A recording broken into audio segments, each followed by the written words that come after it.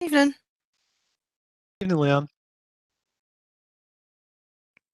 I've just put the notice in the chat bar because I think it's easier than covering everyone up, unless there's an easier way to do it. I just think it covers everyone up. No, I think you're absolutely right. Sorry, my menu bar's across the bottom of my screen and I can't see my audio buttons and things for some reason. Right, that's No, better. I think maybe it looks different tonight. Maybe they've done an update or something. Mine Just looks a bit different. Just what we need, somebody changing our technology as we come onto a meeting. Just as we get used to it.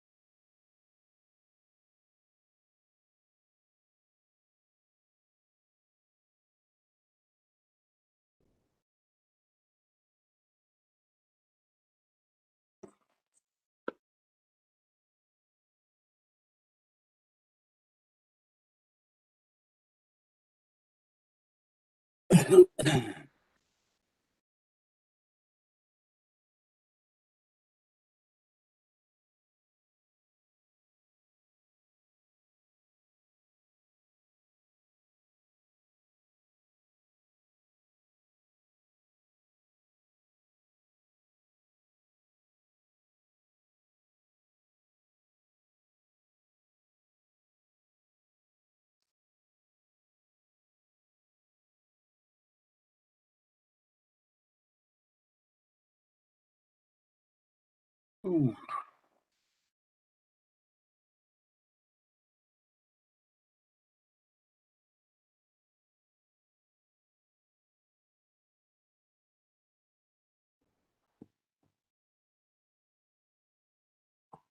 How do you go into mute with this thing? The mute button should be at the bottom of the screen for you. Aye, I've got that, but it's not letting me, you know, mute myself. So if you, it should say mute, and if you click it, it should just go red and say unmute.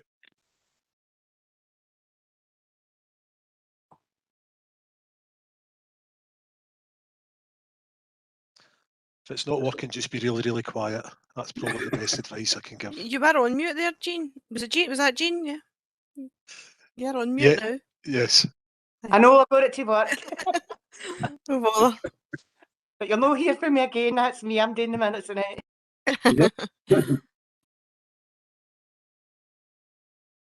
Well, can we get started, Ross, or do you want to wait a couple of minutes yet? If it's okay, Chair, I'm actually expecting another few people. So would we be okay maybe just giving it another minute? And Yeah, sure. they're maybe not in by 32, we'll just kick off.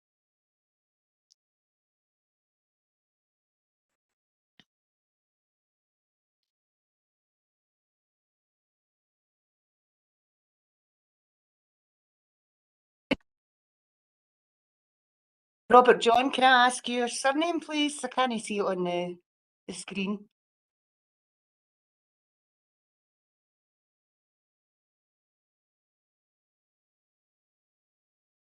Kendrick. Oh, aye, okay, that's lovely. Thank you so much for me being quiet tonight.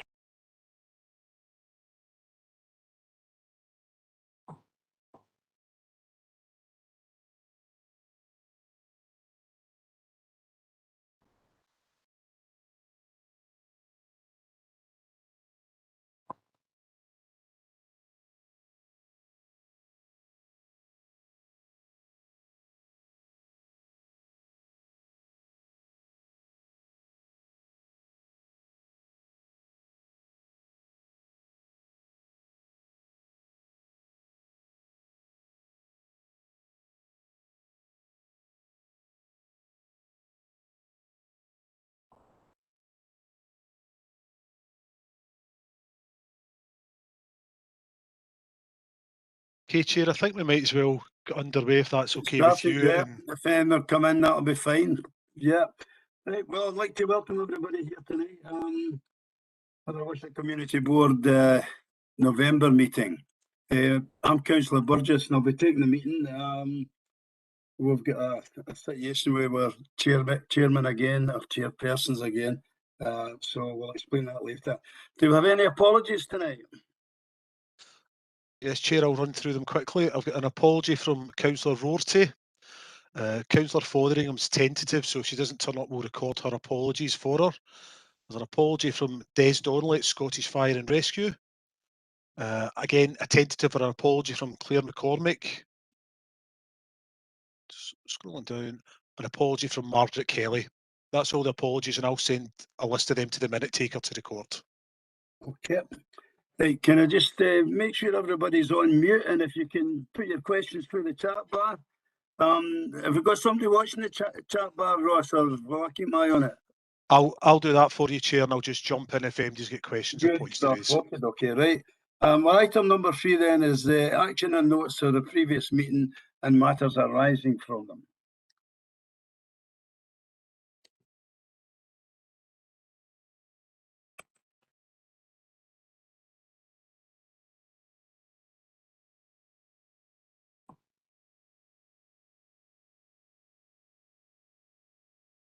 Have we got them, Ross?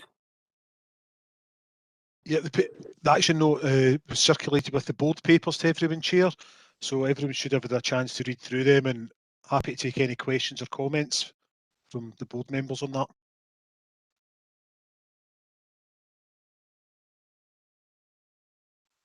Okay, everybody happy with the last minutes? Okay. Item 4 is chair of the community board arrangements. The community chairs are unable to come tonight. As I said earlier, we've got I think it's a health problem with one, and the other was an apology. So as I say, I'll be taking the meeting tonight.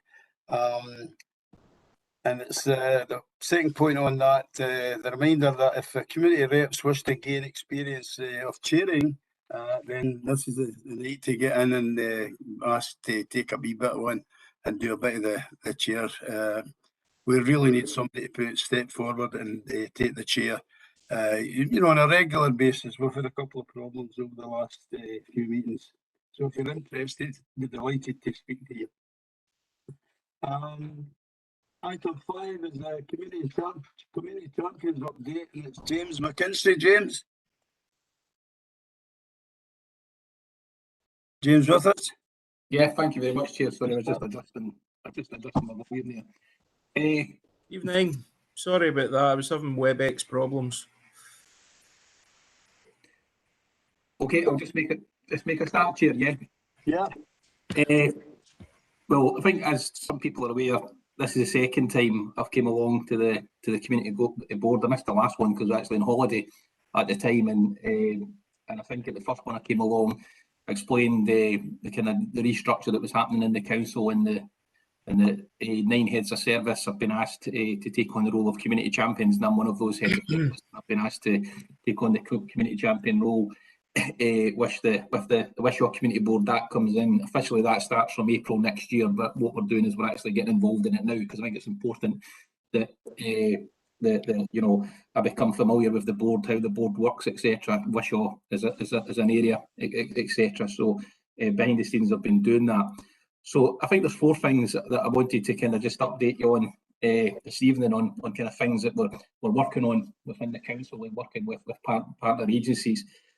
And the first thing is the ongoing situation. I think everyone's aware of the ongoing COVID situation. So we're continuing to work with colleagues in the health service, colleagues in Police Scotland, etc., colleagues across the council in different departments as to how we can respond to the ongoing pandemic and the current situation, and how that develops. And you know, the council's management team meets on a fortnightly basis.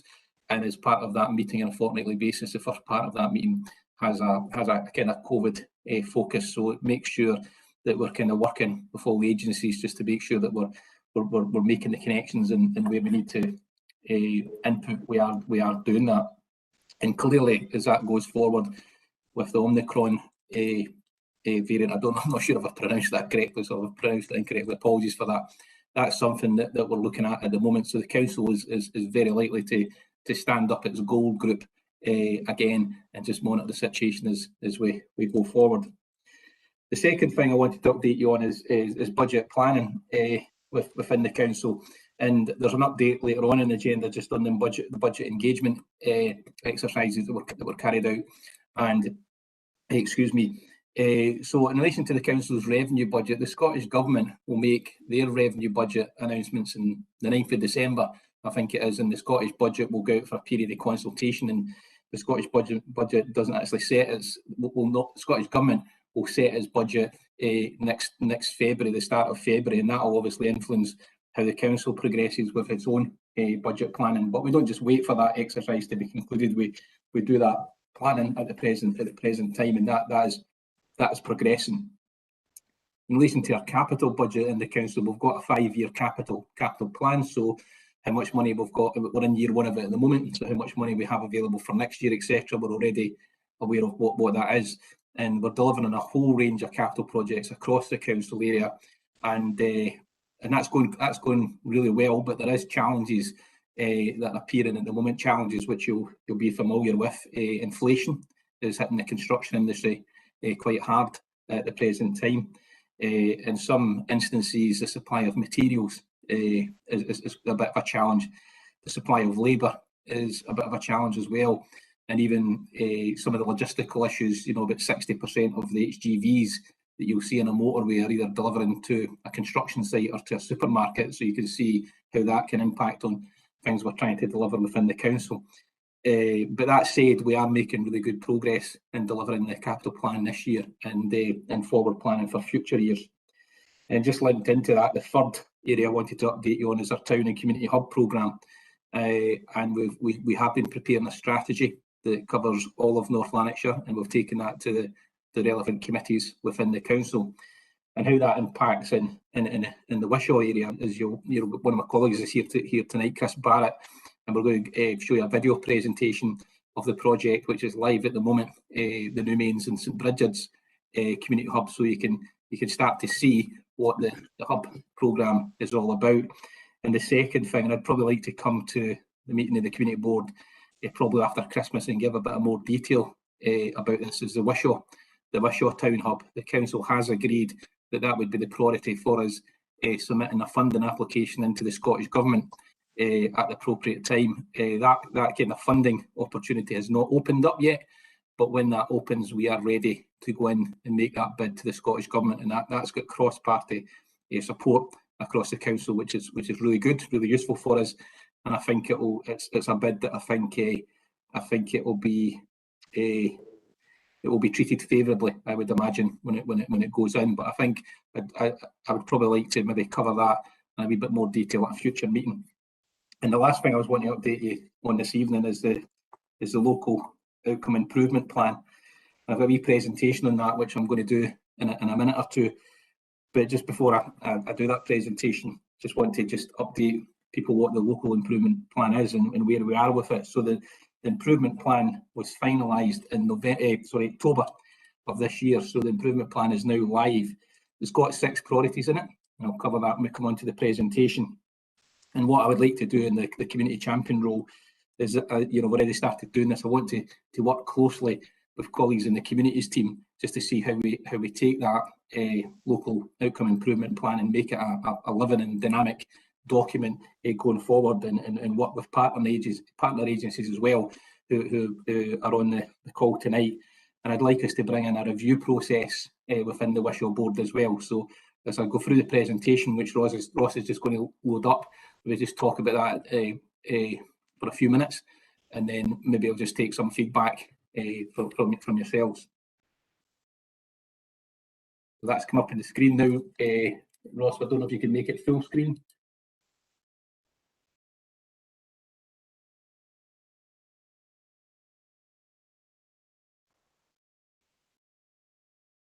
Sorry, if you give me 1 second, I'll just try and share it. It's on my other monitor, so I'll bring that across and I'll share it from here directly. Should come up this time.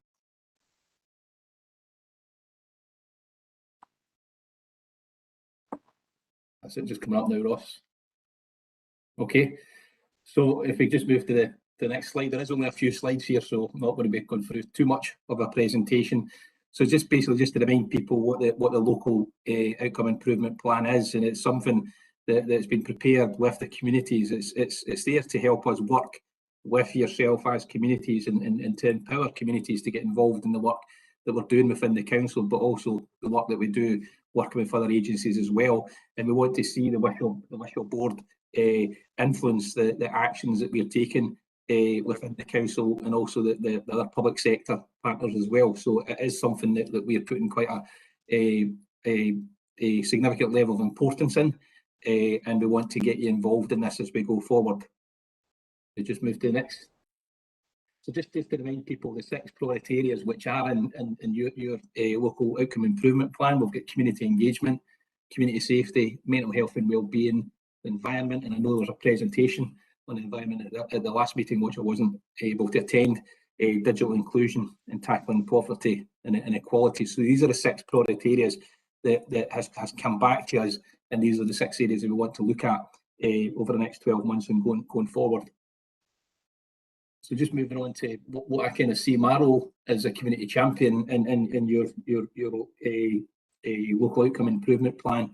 I see my role to help ensure that we move the light forward, that it doesn't just get stuck in the same place or just something we go and have a look at every now and again. I think we need to get a process in which we're reviewing the light, make sure we are taking forward actions to try to improve these priority areas, and there might be other things that come up as well as we go forward. I want to engage with the community planning partners, both within this board but also without this board, to see because each of these priority areas, community safety, for example, has the fire brigade has a role in that, the Police Scotland have got a role in that, the council's got a role in that as well. So I think we can look to see how we can further strengthen the engagement that we do in these areas. And I think what I want to do within the I am a member of the council's management team, so I want to be kind of promoting the work that we're doing within this board, within the council's management team, and that helps kind of just shape the agenda going forward. And this is the last slide. So I was kind of reflecting this over the last day or so, just that, I went through the LOIP in a bit of detail. So what are the next stages that we need to do? And we'll cover some of this later on in the agenda this evening. I think we would like to improve the community participation in the board. And I know Ross and Leanne have been reaching out to community groups on this. And we're also going to be doing a community asset mapping exercise as to what groups are out there. And that will get covered later on this evening. I want to engage with local communities to understand how they can support the LOIP going forward as well. And also we've got what we've called Your Place, Deliver Your Place online survey. And we'll talk about that later on as well. And that's to get information back from all the different communities, if you like, that are in the Wishaw area, on the things that are important to them in terms of, play and recreations, facility amenities, housing and community, etc. So we get that for all the communities. We can start to see how we move this forward. And what I would like to do, starting from next calendar year, is these 6 priorities. If we could, what I want to suggest to you as a board is we've got 4 meetings in a calendar year, is that we bring at each meeting 2 of these priorities in to have a bit more of a detailed look at each meeting. And then perhaps at the last meeting in the year, we do an exercise just to kind of review where we are, what we've achieved, what we've not achieved. Is there things that we need to develop as we go forward into the year after that? So basically, in summary, the LOIP, which hopefully many will have seen, I've got a copy of it here, is it shouldn't just be a piece of paper that we file away someplace. I think it's something we want to take into the community board and start having a look at it in a bit of detail, working with partner agencies, etc. Make it a dynamic thing and get this to some extent as a significant part of the focus of the work we're doing within the Wishaw community board. So I'll just finish there, and probably it's just a question to yourself as community board members. Is that an approach that you think would be useful? And if you've got any other questions or any other comments you want to make, I can pick them up, or one of my colleagues will be able to help me out. It's lovely, James. Thanks. I don't see anything in the chat bar. Has anybody got any questions to ask James?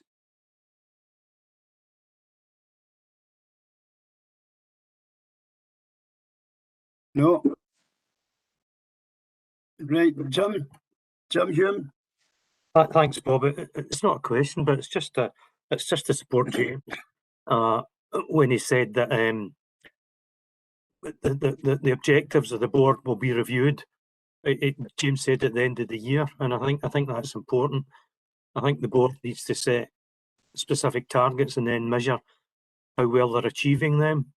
And James, if your support as a champion helps us to do that, that would be well worthwhile.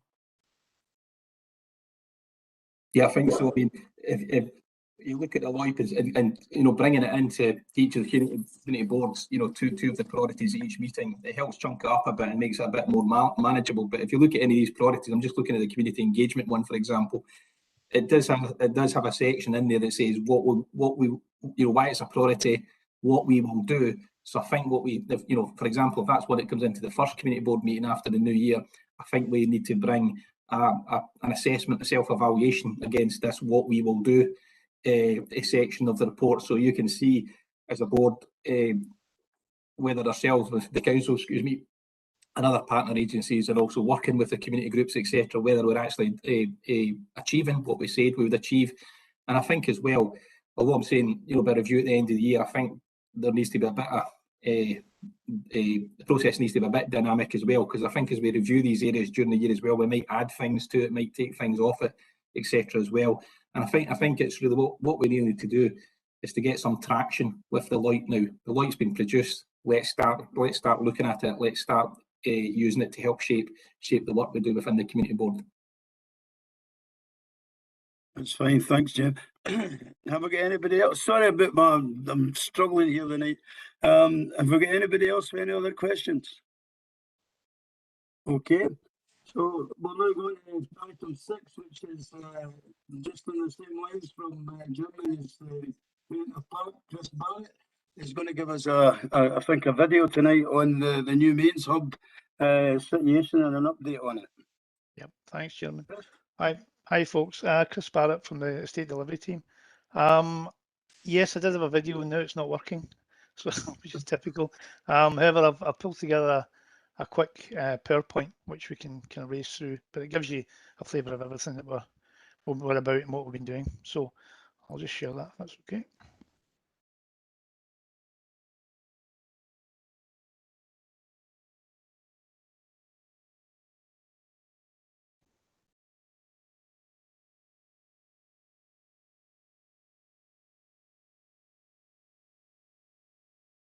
Can we see that? Yep. Okay. Okay. I'll just crack on. So New Mains and St Bridget's Community Hub, as it's currently known. Quick thing about the site, you obviously, well, I'm assuming that most of you know the location of the new hub is in Braydale Park off the A73, an area just adjacent to where St Bridget's Primary School currently is. This was the original development area. We've not used that here in its entirety. We actually fall short of that just on the east side of the right of way that runs down through there. Design of the building. Some of you might have seen this possibly, but if not, it's a kind of cog type shape, for a better description. I'll quickly run through what's what. The purple sort of area is the Family Learning Centre, New Mains Family Learning Centre. Here's the sort of front entrance, access to the building, and then there's 2 teaching wings for each of the primary schools. This being New Mains, and those up there being St Bridget's. There's a central core of shared accommodation, because it is a sort of as a shared facility between the 2, between three sort of establishments. We then have a area with assembly and gym, various changing rooms, and lots of other sort of ancillary accommodation. I'll run through those quickly as well. There's a 3D view of the proposal. Looking at the front entrance, just sort of in situation. Yep, so front entrance, there's a bit of shared accommodation in here for meeting rooms, corporate, in terms of corporate asset, and for council employees to use. We're very much about shared spaces and maximising the use of those spaces. So these areas are available for booking by council departments and possibly other agencies that might be visiting the school. Reception area, entrance foyer, as I say, various other bits of ancillary accommodation. Just a view of that as well. Again, another view. Just showing a kind of covered area where parents can loiter before they pick their kids up. Family Learning Centre. There's 3 playrooms within this. Two playrooms for two playrooms for 3 to 5-year-olds, and 1 playroom for 2s to 3s. And it's a large sort of open plan area, which can be arranged flexibly. We've also got a separate sort of playroom A is for the 2s to 3s, and there's an ability there to shut that off if the wee guys need a bit of quiet. I'll run through just some quick 3D views. I don't know if you can quite see that, but we've a lot of glazing, a lot of light, and we've got wee hobbit doors in there, as we're calling them, to allow the wee guys to directly access the external space without the need for adults to hold doors open for them and all that kind of thing. And just and deep window reveals so that the kids can sit on them, wave to their parents or grandparents, and also read or look at books. That again is showing the playroom, showing the kitchen area, which is part of that larger space. In this area here, we've got the 2s to 3s room, which as you can see can be closed off and separated. Again, that's just a view into the 2s to 3 room. Again, you can see the wee tiny door. Teaching spaces. So we have, as you saw, there was sort of 4 wings. They're basically identical. in terms of format and arrangement. Each of them has 4 class spaces, would have at one time be called classrooms. Those class spaces are semi-open plan, which means there's no door, but there is an opening and a glazed side screen, quite a large side screen. Those all kind of open off onto a shared activity space, and that's a space for collaboration, kind of peer-to-peer learning, and various breakout activities, messy painting, that sort of thing. There's also some wee kind of snug areas here as well to allow individual sort of spaces for kids to do, the individual learning. But some good views of that as well. Oh, that's not, that shouldn't be there. That one there. So yep, so this is a view from the activity space, kind of looking back towards the classrooms. I think you can see it's quite an exciting, an exciting space that we hope will encourage the children and the learning activities. You can see the snug areas. As I said, those are for maybe wee withdrawal spaces for kids that maybe need a wee bit of time. Maybe want to sit and read a book or use a digital resource. You can see sinks and various other fitments there that allow that kind of range of activities that the kids will be doing. It's a nice light space, very modern as you can see, and definitely a wee bit more than a wee bit different from what school was like when I was there. Again, you see that glazed partition which allows supervision of the teacher in the class to a group that might be outside the class, and again that's part of that flexibility. You've got various ways of learning, different learning types for different people, and that gives that ability to happen. And the idea is that there's a more free flow of movement rather than just everybody being shut behind a door. And just some more views of that. And I think it's quite nice. It shows itself as quite a nice space. There's also a sort of quieter area, just recognising that there might be noisy activities, or perhaps there's perhaps there's learning support. Turn it off. Cancel, sorry. Maybe there's learning support activities that need to happen, and they can happen in that quieter space. Okay, just work my way through these. You can see direct access to the outside. Again, that's recognition of the importance of outdoor learning and how that has grown as a thing. So the ability is there to move out from outside this activity space into a covered external area, and then beyond that, obviously the wider school grounds, where we have the forest school and various sort of grassed and playing field areas. Again, just another nice view. So the obviously, as I said, we had 4 of those wings. This is the other areas. So these are the areas that are shared by all facilities. So we have an area which is called dining. Now that used to be, traditionally it was always a dining room, and the use was obvious. But it was a frustration where that area lay empty for most of the day. So what we've done is we've actually incorporated it into the areas that both schools can use. So it's a shared resource, a shared area, but it gives opportunities for learning out with those teaching sort of wings. There's also a hill upstairs. I don't know if you're aware what that is. That's a kind of, it looks like a large staircase, but actually it's more like a seating area, and it's tiered, and it kind of references this drama box area. Now, we would have called that a stage at one time, but that's an area that opens at both sides, which means you can have small shows, if you like, or presentations or performances within the school or nursery to this kind of tiered seating area. We've then got the traditional gym hall, assembly hall area, which is able to be split, so it takes 2 courts, but it's also got an opening here on this side, which then gives you the traditional stage gym hall type relationship. Or we can actually open it right up and you've got a free flow of movement from all of these spaces, which I think just increases flexibility and options, and I suppose makes it more usable by more groups of people that maybe have different uses for it. You can see the changing facilities along the edge here. We've got 2 that are more configured for community use. They're all available to the school, but there's 2 that are probably linked in some ways to the playing field. and there's changing therefore for that. Again, you can see there's various sections of toilets and other sort of areas as well. So,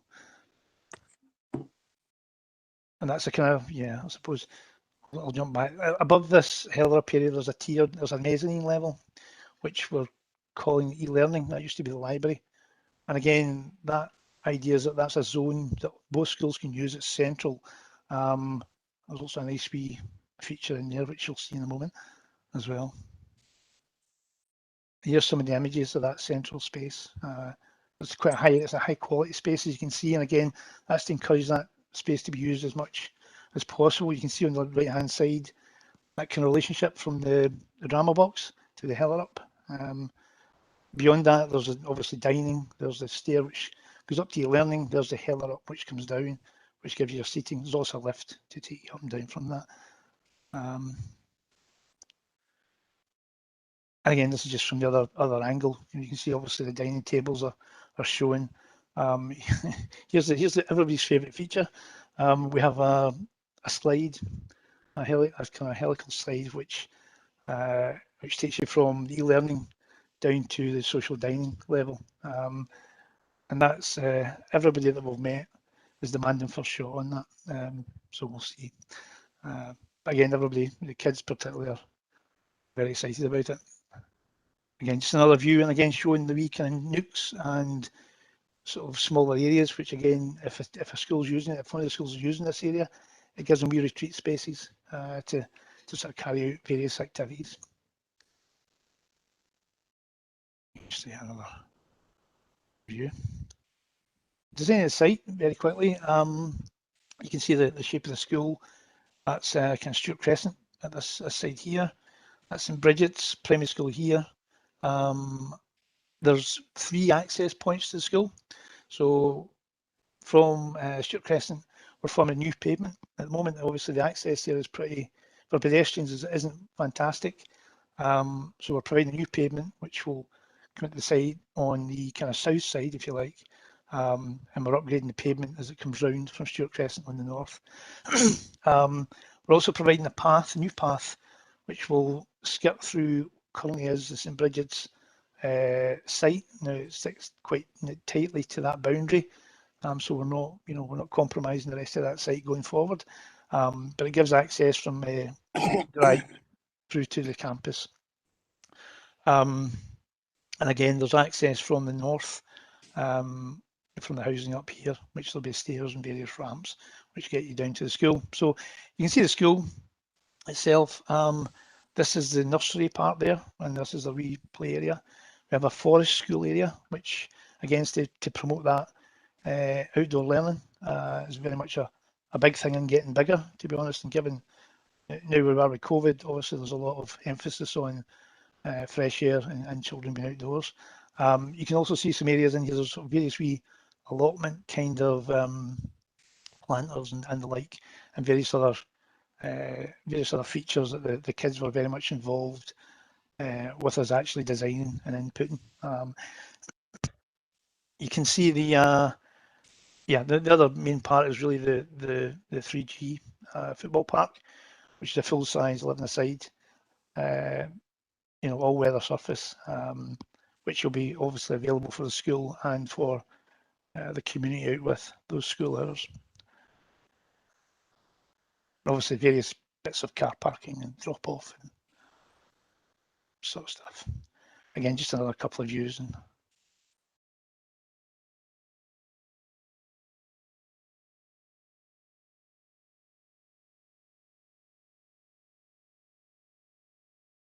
so I've taken a couple of photographs. I was out there this week on Monday, and I've got some from previous to that, just to show you where things are with the build. Obviously, we're kind of pushing on.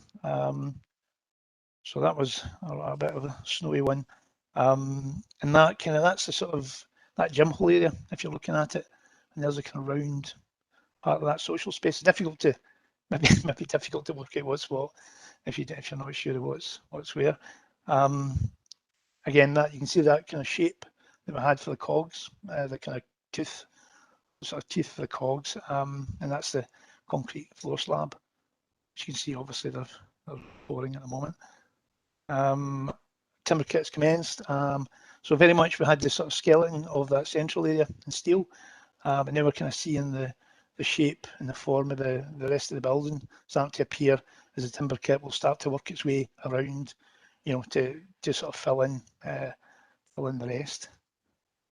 Again, just a view of the top of the heller up. You can just see that there, maybe just a sort of stairs here.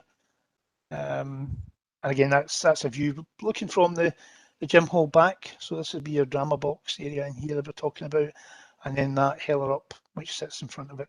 Social spaces sort of in and around here as well. And that's me. That's me finished. Okay, Chris, that's lovely. Can I let Jim back in at the moment before we ask any questions? Jim? Yeah, thank you, Chair. I think just a few things I just want to just add to what Chris was saying there. We've actually got the video as well. We've sorted out the gremlins, so if you're okay, we'll show the video. It only lasts 3 minutes. But just before we put that up, in terms of just a few things I just want to say is, first of all, this is going to be a community campus. It's not just going to be a school, so it's there. It's going to be there for the community to use as well. It's been designed with the community.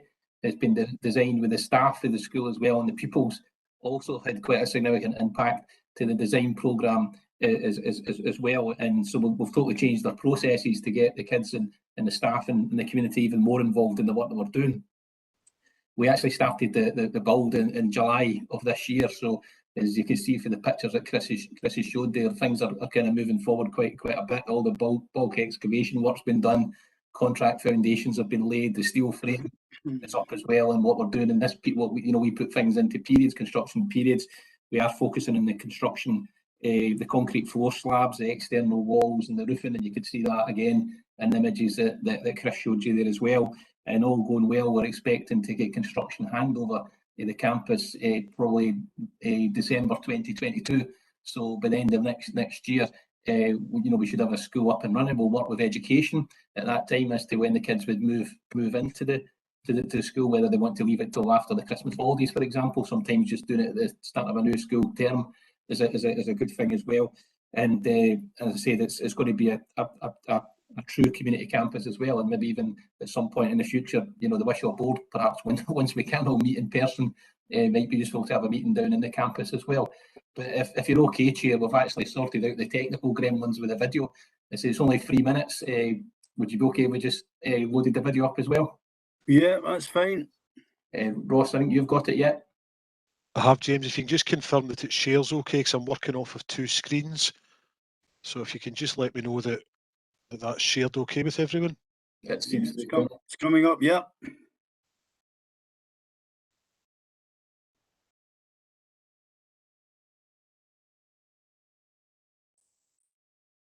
We can't hear the volume, Ross, though.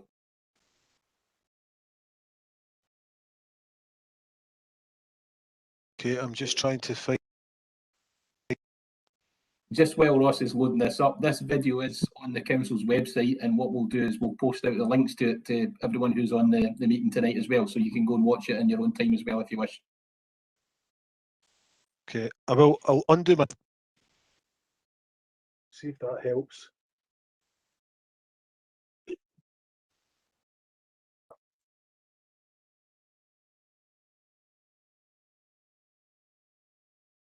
And unfortunately, we're not getting the volume coming through, but if we just run it, Ross, because it lets people see the site.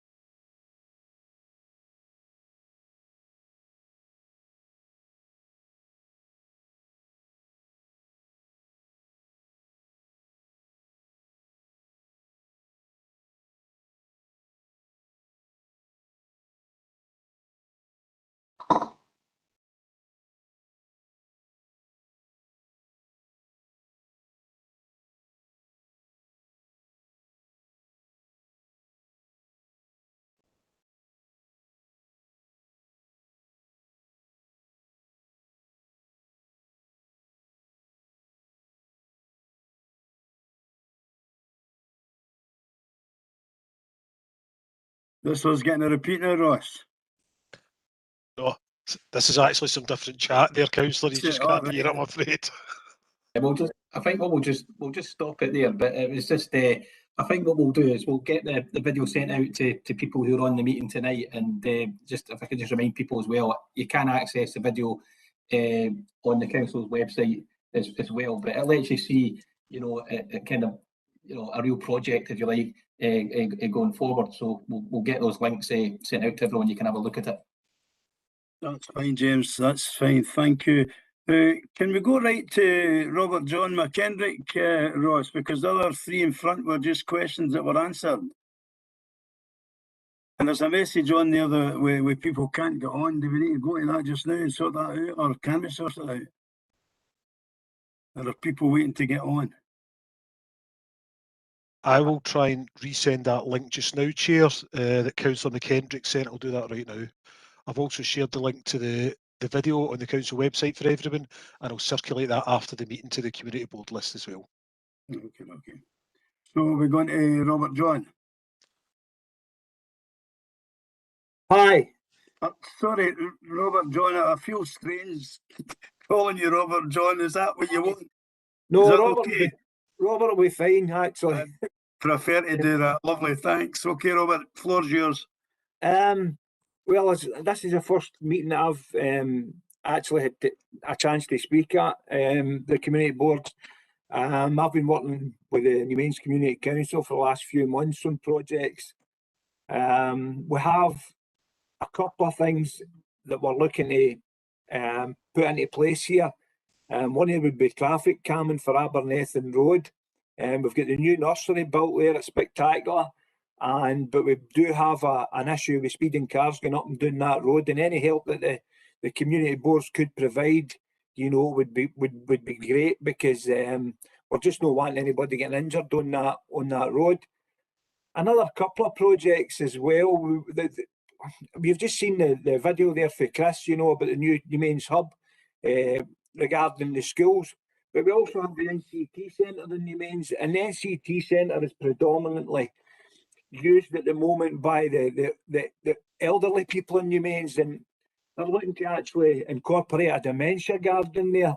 That's a thing that the Nct Centre is dementia friendly, and a dementia garden would probably enhance the Nct Centre and would bring more elderly people up there. There's also an environmental project that they're trying to get off the ground, which would be the old railway leading from Robbins Bar up to the Calder. And they're looking to have all that tidied up and return that back to a walkway for people in the community to enjoy. So, as I say, I'm new to this, and I'm a bit tired tonight because I've been for my Pfizer and I've been for my flu jab. So I'm just wanted to let you know where we were at, and I've got the secretary here at the community council. A few people have tried to get on the night. The chairperson's tried to get on, and the treasurer, I believe, but I think it's just teething problems because they don't know how to operate the systems as well as you guys. But I think in the coming weeks and the coming months, they'll get used to it, you know, and you'll be able to hear more from them. But you're doing a great job there, guys. I really do think this is a great way of getting things for the community, and I'm quite happy to be involved in it.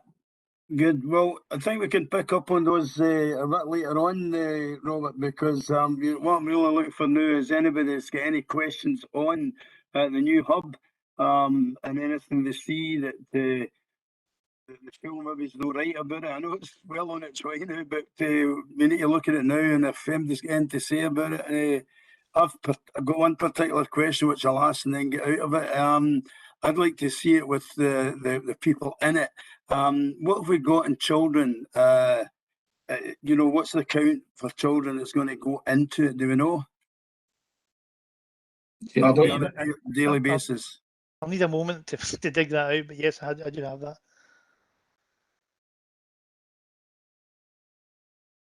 Just while Chris is getting that for you, Chair, I think Councillor Hume's got a question as well. It's popped in the question bar, chat bar. Okay, Chair, yeah. Right, Jim, on you go. Okay, See you thanks. now.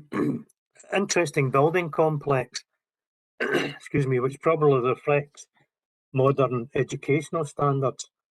However, in light of a fairly recent security incident at one of the local high schools, I noted that the presentation mentioned open doors, and it'll be a community campus, and there's 3 access points. What security arrangements are able to be built in to a complex like this to minimise the risk of any security incidents? I think what's important to realise is it is a hub, and part of what that is about inviting community in. So it's not about big high fences and the schools, you know, hidden behind them kind of thing. I mean, certainly the areas that I showed at the north, those are sort of to be honest, any sort of playground area, any area where the kids will be, is all secured. So that aspect of it is no different from any sort of facility that we would do. The main entrance isn't though, and again, that's recognition that it is a hub, and we want to invite people into the building, and we want the feeling of that invitation into the building. It's so yeah, the building will be secure. It will have secure by design accreditation as part and parcel. You know, it's highly alarmed. It's got all the normal sort of systems that we would install for that. But as I say, it's in terms of the space for the children, the outdoor space, that is secure. There's no question about that. As I say, we're keen to encourage the public to access the building, and that main frontage. Remember, you saw the photographs of the main entrance sort of area, and that, you know, that kind of aerial photograph. That, you know, that will be essentially open. There'll be a memorial garden in there as well. Again, that's for I think that's kind of tied to New Mains Primary School. And again, we don't want that behind a fence. I think it's the idea of that is that the people who that has significance to can access that when they feel they need to. There will be a vehicle barrier down at the sort of Stuart Crescent access area, so we will not have, hopefully, we'll not have any young ones in doing donuts in the car park with their courses or whatever. So it's, as I say, it's that balance of keeping it secure but also making it welcoming and inclusive. You know, I think that's what we've tried to achieve. Bob, I have to say that that doesn't particularly reassure me. I was specifically talking about security inside. Oh, sorry, I and misunderstood. I don't know what security by design means. I've never heard of that, but I noticed James has got something to say, so perhaps you could elaborate, James. Yeah, I think when we do these campuses, you know, school security is crucial to what we do. So there is controlled access points. So I think that deals with the point that you're making there, Councillor Hume, in terms of, you know, you and I can't walk into that campus when the school's in action. If in terms of, you know, just walk around about that place, there is controlled access as to what can we do. Secure by design. It is a design standard where we work with Police Scotland, etc. In terms of, you know, it's something that we review as we go forward, etc. And just to make sure that we're taking account of good practice as well. Not only just in terms of school security, but in terms of antisocial behaviour, if you like, as well, in terms of, you know, just make sure we're, you know, that every part of the campus is visible through CCTV cameras, etc. as well. But what we want to do with this campus, like with all our campuses going forward, is, you know, we want it to really work for the school community, but we want it to work for the wider community as well. So, like in an evening, for example, we'd like to see this facility working very productively. The term we use, not a particularly nice term, is sweat the asset. So if it's open to 9 o'clock at night, we want to see it busy. New Mains, as you might be aware, has got a very active and good football community. I think they've got good football teams down there. The football pitch that you see there is a full-size pitch, and that's for the benefit of the community, for the benefit of the local teams. local teams at the moment. I think they might be called the Colts, but I'm not sure if I've got that name correct. They're having to go to Ravenscraig and other places to play their home matches, etc. All of that should be possible for the team and the community in the future. But it is a secure complex, and as I said, you or I would not be able to walk in there unfettered and access different areas. There'll be controlled entry points. We'll have to go to reception areas, etc. as well. And much of the community activity does happen out with the school hours. But what we want to do as well within these community campuses, if you're a young mother, for example, dropping your kids off within the school, there might be some classes getting run by CLD or other community groups, etc., where that could be in the campus as well. So we're kind of trying to just maximise the impact of the investment that the council is putting into this facility.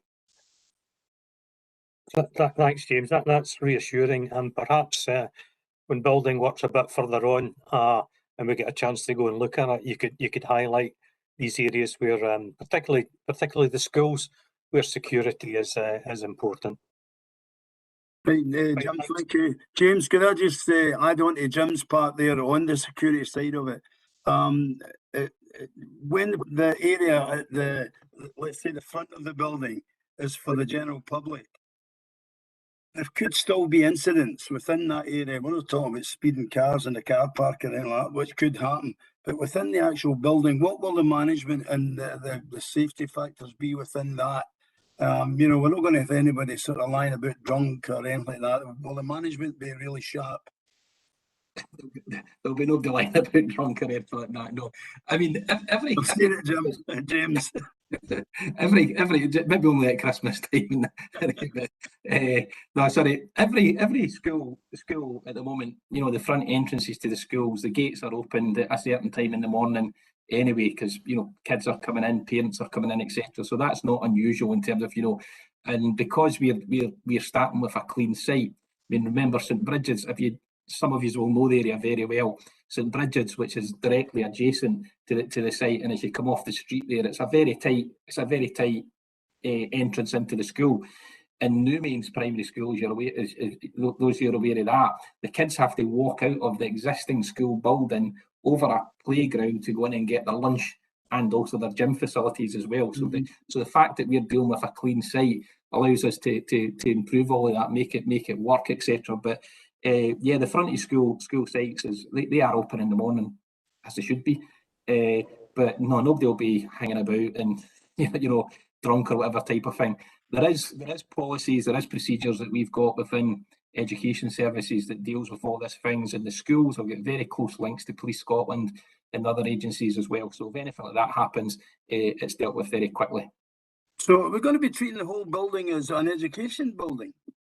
It's a school. First and foremost, it's a school. It's a school. It's two primary schools that are coming together, but it's a community campus in terms, so there's better facilities going into this campus, and we would expect this campus to be operating at the weekends. We'd expect it to be operating in the evenings as well. That's right. Yeah. Yeah, and we have to recognise as well, even during school hours, there is an important role for communities and kids' education as well. And and we've worked very closely with colleagues in education service, and we can make this work and we can make it very successfully. This has been some of you will be aware, this has been a long project to get on the ground, a much needed project for this area. And I think it's going to be a tremendous facility when it's created. And like any project, there might be some teething problems to start with, but we'll deal with them and we'll just move forward and we'll make it a success. Lovely, James. Sorry for taking up that extra bit of time. Right, we're going on to agenda item number 7 now, and it's Ross Dunn is going to go through the participatory budgeting group figures with us, all being well. Thanks, Chair. I'll just be quite brief with this. It was shared with the board papers, a briefing paper on participatory budgeting and how that will move forward in the local areas. So just to sort of run through it, I suppose, give you a bit of real world context about it. Recently at the Council Committee, the way that the Council take forward mainstream PB, which is participatory budgeting across the Council, across all different services, that was approved at Council Committee, and the paper I've shared has a link to the committee report, so you can read in further detail if you're interested in that.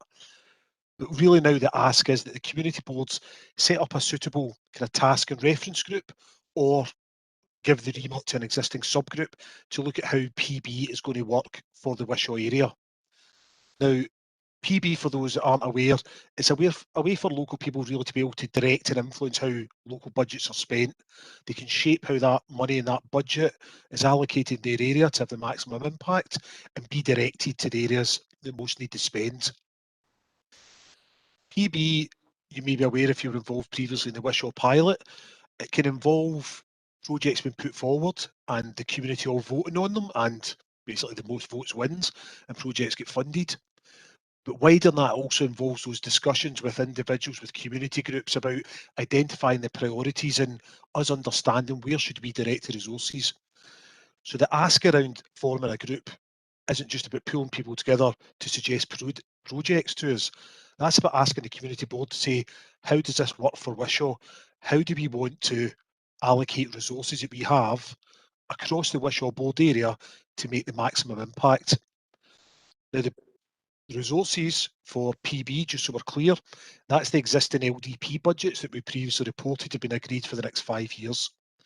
So it'll be up to the community board to decide what proportion of that do they think we could deliver through PB, and of that value, how should we deliver it? Should we focus on place? Should we focus on priorities? Should we do a mixture of both? And that group will basically work with our local information, with the relevant support to come up with the best way forward for Wishaw to deliver PB. The group will include, it's open to everyone in the community board, but it will include a council officer on the group just for financial governance, because we have to report back our budgetary spend, but also to help steer the group through the PB process, because the ask isn't that you come up with how to do this, how to deliver it. We want you to give us local information, and we'll provide the paperwork, the administration and the tools to make sure PB works in the local area. So as I say, we've tried PB before. We've got a lot of experience in running it. We know that it can be really successful, not just for delivering community aspirations, but also for engaging the wider community. The pilot process that we ran across Motherwell, Wishaw and Shotts a couple of years ago, there was about 10,500 people voted in that. So that shows a real level of engagement. And out of those 10,500 people, just over 5,000 were young people in our schools that we went in, directly engaged with, and ran voting events to give them really their first taste, I suppose, of real democracy. Their vote counted, and they can actually see the impact of them having a vote and the change it can have in their community. So we're quite keen to take this forward and certainly pull together a group probably early in the new year. So we will send out an email after the board meeting asking for expressions of interest. I say that can be from groups, individuals, elected members as well. We're opening this out to everyone. We want as many voices to input as possible. And I'm happy, Chair, to take questions just now, either on the PB proposals or anything wider around that. And also, if anyone's want to email me out with the meeting to speak about anything in depth, I'm happy to pick that up as well. That's lovely, Ross. Thank you. Can we get some questions for Ross on this? Quite important.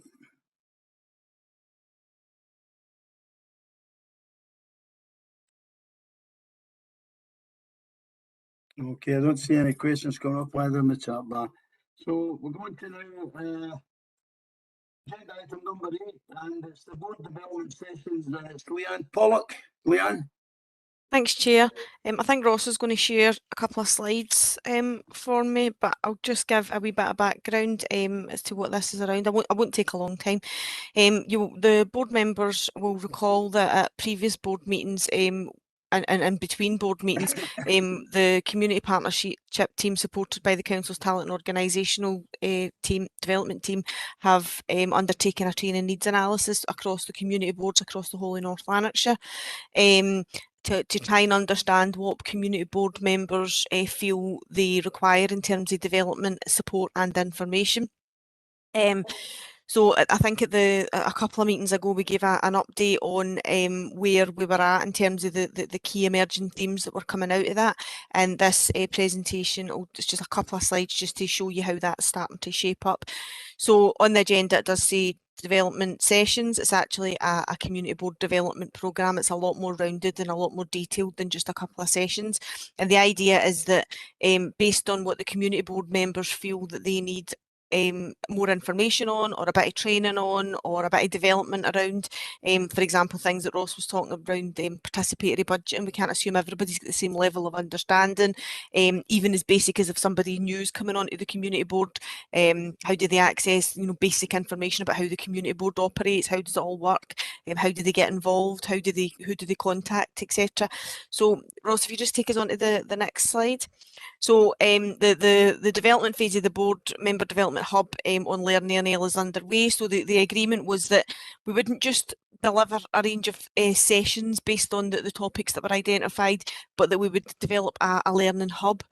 So the idea is that we will have on the council's Learn NL platform, we will have a hub that all community board members will have access to. The development hub will bring together all the resources for addressing the outcomes of the training needs analysis, all those key topics that were identified. We will have loads of information available on the hub. That might be presentations, it might be links to other information or other sites, it might be briefing papers. And those resources will be available 24 hours a day, 7 days a week, and accessible from any device. And the community board members will be able to access those resources. They'll have a login detail. If they don't already have a login credentials for Learn NL, they will be provided. And we will do virtual introductory sessions to the development hub to help members to be able to navigate how the system works. But I suppose that's the starting point, is having loads of information on there so that people can access information any time that suits them. As we move forward, what we'll do is we'll develop a blended delivery format. So what we might do is, for certain topics, we might think, well, the best way to learn about that is actually to get people in a room when we're allowed to, is to get people together either virtually or in a room and deliver a training session. You really need to be a bit more involved. You might need case studies, etc. And for other topics, it might be, well, people just really need a briefing paper or a link to further information. So there's not one size fits all. There are different approaches. We can develop online modules, but the starting point is about having information available. So this slide is just starting to show you what the community board member development hub is starting to look like. And you'll see on there all of these kind of tiles. There'll be designated areas under each of those tiles for the different topics. So you see on there things that came out of the training needs analysis. So things like role of board members, working in partnership, finance. There was a lot came out. People want to understand more about how public sector budgets worked and how they could get more involved. Community asset transfer, community ownership, all of these kind of things that people were interested in learning more about, and they felt that they needed to know more about to be able to fully undertake their role as a community board member. So the tiles do align to those subjects, and relevant resources will be available once you click in there. So next slide, Ross. And this just shows you, if you then went into the content is organised around the tiles, but the resources are designed really to be accessible, flexible and tailored. So it's not about saying, as I said, that one size fits all, we're just going to put up loads of information and then leave you to it. It's about making sure that we're constantly listening to community board members, we're constantly learning about the best ways that people can learn, what's the easiest way for people to access information, and we'll constantly change that and develop to suit needs. So it's about them being accessible, as I said, and people being able to access online. If people have got issues with accessing online, myself, Ross, the wider team are more than happy to work with people to help them to be able to access that flexibility, that we don't just put information on there and leave it. We're constantly looking at the best way, and that also information sometimes may need to change because it might be topical, it might not be current anymore. Sometimes legislation changes or council policy changes or something else changes, and we might need to be able to change, and that we need to be able to keep tailoring to need. Next slide, Ross. So this is the last slide, and it's really just about what's next. So we are continuing in the background with our, we call them the TOD team, it's Talent and Organisational Development team, and they do all of the work in terms of supporting the council's kind of training and development programmes and that of elected members. So we're continuing to work with that team in the background to develop and to make sure that there's as much information available to community board members as possible, as early as possible. We'll then be looking at testing the hub, so we don't want to just launch it and say, right, that's it, it's there. We want to test it with community board members to make sure that they can access it, to identify any barriers or any issues or technical kind of challenges as early as possible. And we'll be asking in the next wee while, we'll be coming out to community boards and asking community board members to volunteer to be involved in the testing. Feedback will be taken for the testers and any amendments made. So that testing will probably take place kind of between January and March, and then, or January and February, I would imagine actually. And then we'll be looking to launch the development hub in April 2022, but constantly reviewing and updating the information as required. Happy to take any questions or comments. This is really about supporting you in your role as a community board member to make sure that you're not coming along to meetings and we're, throwing information at you and asking you to be involved in discussion about things and you're thinking, no, I don't understand. And obviously in the meantime, you're more than welcome to contact, any member of our team. I know Ross, Maureen, etc. Would be more than happy to speak to people if they have a particular topic they want to talk about, or if they think, oh, I'm not quite sure what you're talking about there.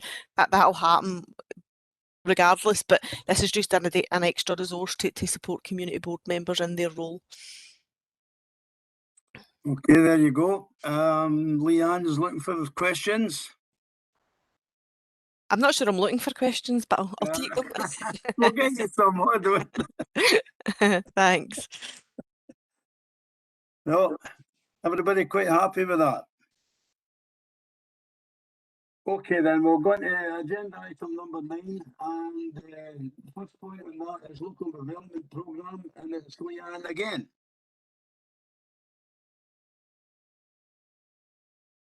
Oh, sorry, I couldn't get my microphone off of mute there. Just get my papers up. Yeah, this is just a very brief update on the standing agenda item, which is an update on the community board local development programme. And really, I won't go through the report in any great detail. It is a standard report that comes to all community board meetings. Appendix 1 of the report provides information on progress against current projects that are being delivered or outstanding projects for 2020 in 2021. Appendix 2 provides the projects that are kind of being delivered in the current year and moving forward in the next kind of 4 years, and it shows you the prioritisation work's been undertaken to assess the feasibility of some of these projects and to be able to pull some of the projects into year 1 for delivery. And it's really just an update on the projects. I'm not going to highlight any particular projects, but what we would say is we're always looking for ideas from community groups and organisations, because while we might not be able to deliver all the projects in year 1, we might be able to deliver them at a later stage. So it really just is, we're always looking for ideas and for community groups and organisations to come forward and let us know if they have any ideas for potential spend. Some of the projects on the list in Appendix 2, as I said, there's been some work to kind of look at how feasible they are and how quickly they can be delivered. Of others there's not been that work, and any figures tend to be kind of notional in there. So sometimes, as we move forward through the kind of delivery phases, we realise that certain projects maybe can't be delivered as quickly as we thought, or that are maybe not feasible for a number of reasons.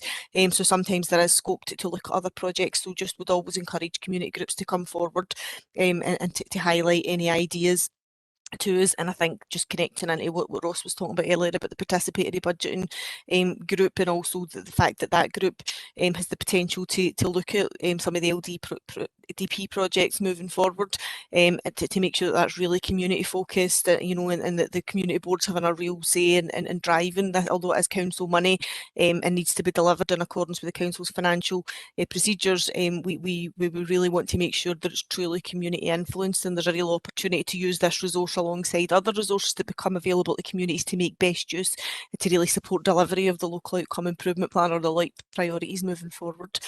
that was all I really had to say. There's no specific projects that we wanted to particularly highlight, but happy to take again comments or questions between myself and Ross. Ross has probably got more of the detailed information of where some of the projects are at on the ground, but I'm happy to take as many questions as people have got. Thank you. Nothing on the chat bar. Have we got anybody from community councils here want to ask anything? James, you got a question? Yeah, just linking it back to a comment that was made earlier by Robert. Is this the type of route that Robert mentioned, the environmental project, for example? Is this the type of project that could be considered under this process? Yes, it absolutely is, and it has been put on the agenda for later on. That one of the projects that Robert had highlighted, the traffic calming one, has been put on for further discussion. So the process generally would be if a community group or organisation would want to put forward a project or have an idea for a project, the best kind of route forward is to make contact with Ross or Maureen to highlight that project. There is a kind of early forum that can be completed that starts to just look at the details of the project. It would then be added. It can then be added to the list, or it can be added to the list anyway on the report that we regularly bring to the community boards for approval in principle from the community board. So that's just the community board saying, yeah, we would be happy for this project to go ahead, but on the basis that we don't necessarily know exactly how much it's going to cost. We've not done the feasibility work, etc. yet, and the team would then, as part of that prioritisation work, would kind of work through, engage with other services, other partners to start to look at feasibility, costings, any kind of barriers, any challenges, and we always need to be able to evidence that the community supports it. So, for example, you'll see in the report there's an example of a consultation letter, and the team have done some great work in terms of making that all kind of digital with QR codes and things like that. So we always need to make sure that it meets community needs and that the community is supportive. So we would always be doing that wider community engagement, and that can take a number of forms. Sometimes it's just say if it's a parking, for example, a parking initiative, we would just be sending letters out to some of the residents and asking for feedback. Some projects are a bit more complex and require a kind of bigger consultation and engagement exercise to start to work up the detail. But certainly any ideas, I would say, highlight them with Ross and Maureen first.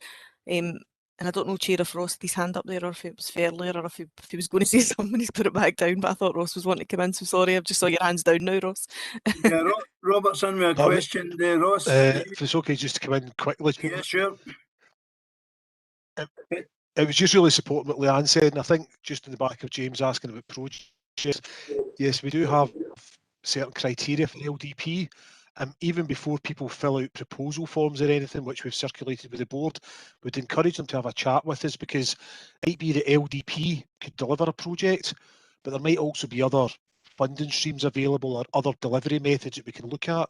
So we're always happy to have a chat with elected members, individuals or community groups to discuss projects before anybody gets to the point of having to fill out forms and things like that. So get in touch with us and we can take you through the processes. Okay, right, Robert. I was just looking for a quick update from maybe Ross about the play area there that was mentioned for New Mains. I believe the last time I spoke to him, we'd done the survey had been done. They spoke to some of the residents. They'd done like the questionnaire stuff and that. I was wondering if they've been to the schools yet, and if they've had a wee, if they've had any input for them yet, or where we're actually at with it. Ross? I can come in on that, Kendrick. We've not went to the school yet. The initial consultation was to establish a preferred location in New Mains for any play area improvements. We've got that back, and it was quite close. We've through all the responses, we have determined that the majority preference to develop around about the hub site, which Chris and James were discussing about earlier. So we spoke to the hub team to make sure that that's feasible. We've now got agreement that we can do that. The next stage would then be to go to the school to consult with them. But at this stage, it's still quite early on. So at this point, we wouldn't be doing design consultation on what the play area would be. we would just still be looking at an overall view of what we could potentially develop in the area. We'll then look to take that forward probably about March, April next year, when we've got the funding secured, the budget for it, the budgets are that required are greater than LDP provide, so them from other areas. Okay. Have we got any other questions? Okay. We're going to the next item on the that's agenda 9, and there's a second item on it for the local outcome improvement plan, and it's Maureen Simpson. Hi there, apologies for having my camera off, but my signal's not great, so if it disappears or dips out, I do apologise. As James said earlier, the intention is to present updates on 2 priorities at each board meeting and circulate a full update annually on all of the priorities. We have shared the action plan templates previously, but if anybody would like to see those again, it's an easy job to share them with everyone. I know that there are some newer people here now. So to date, there's been little interest, unfortunately, in requests to join subgroups around each priority, although there are many, many local organisations whose day-to-day activities are having a significant effect on each of the priorities. So for the time being, Wishaw Board may continue to operate slightly differently to others, and rather than having subgroups for every priority, we may have one subgroup that deals with all the priorities. We may simply invite written updates from member organisations so that we can extract and add the information to the priority action templates. In addition, the community partnership team will be carrying out further local engagement in the new year to discuss with local groups how their work supports LOIP delivery and look at further opportunities for communities to become involved in the shaping and delivery of action plans around each priority. We did have some early input from board members, specifically around the environmental priority at the very start of the process. But unfortunately, whether it's just been poor timing, people busy, there's been an awful lot going on out with community board meetings, and it may just be that people cannot devote the time to sitting in subgroups, which is fine. We're still finding our way with how each of these things will work in the areas that we're in as well. So we are more than happy to take a lead from the communities and find which way works best for you, because as I said, there's a lot of good work happening out there, and we just need to be able to find the right way of recording that, bringing it together so that we can have that joined up approach so that we know what each other is doing and that we can augment the activity that is already going on out there. And I'm happy to take any questions if anyone has any. I think you're getting off easy as well, Maureen. It looks Any like questions it. for Maureen? Right, that's fine.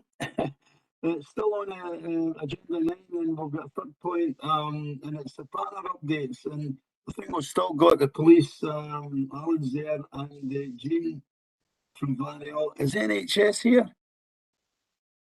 Yeah, we've got Yeah. NHS So how and does that fire go? here, Councillor Budgets. Oh, you got fire as well? Yeah, Right, Ross, how does that go? Would you state them as we've got it here? I don't like to pick them in case anybody thinks I'm choosing a favourite chair. Let you just Well, choose whoever you want to go police first. are getting in first. I always knew I was your favourite, Councillor Burgess. Hi everybody, my name's Alan Holland. For those who don't know me, I'm the area inspector for Wishaw, so I've kind of overall responsibility for the kind of community policing efforts up there, and really how we respond to local issues. I was quite glad to hear quite a lot of chattering about the local outcome improvement plans tonight, and especially James mentions, you know, it's almost how do we make good value to these plans whilst linking them into our own plans. So for the benefit of everybody, Police Scotland have policing priorities. It's been set based on local people's opinion of what your problems are. And what I'll probably do in these updates from now on is give an update on the 4 local priorities, if you don't mind. And then we'll kind of move on, and then that allows us to record some of the things that we're doing under the priorities. But more importantly, and to make this a wee bit more holistic, I'm really keen that we link in with actions from them. So if you call an action on this meeting, for instance, about speeding, then it would be my job to take that forward to make sure that I've got a response for you at the next meeting, at the next quarter. And I think that then gives us a good indication of where we came from, where we're going, and whether the problem still exists or not. And it gives us a good written update in relation to the LOIP and actually the community justice outcome improvement plans as well, which are also quite important.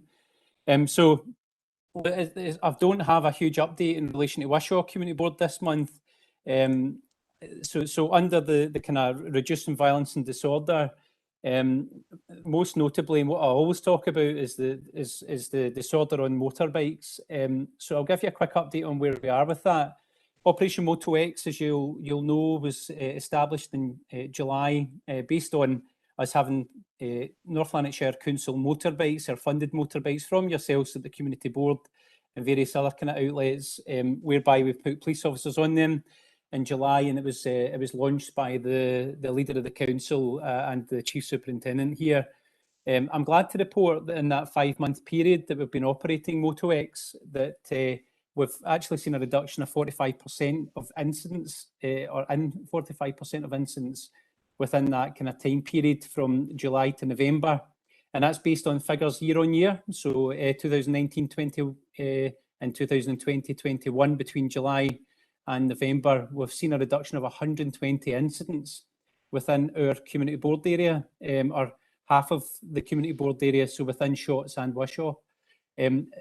So fairly significant numbers actually of in that reduction. And as you know, we've had some significant incidents of people being injured or killed on motorbikes and quad bikes.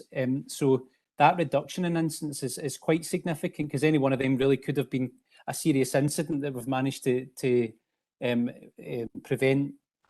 So excellent result there, and something I'll probably just go on in the summing up in relation to where we're going to go with that. And myself and Ross and various others have been discussing maybe looking at further assets for police officers to be out motorbikes. It has a real impact on not only motorbikes and quad bikes, but also has a real impact on things like youth disorder or general disorder. People see the police coming and are actually quite interested to see what we're doing. And actually, it really does break down the barriers in relation to engagement.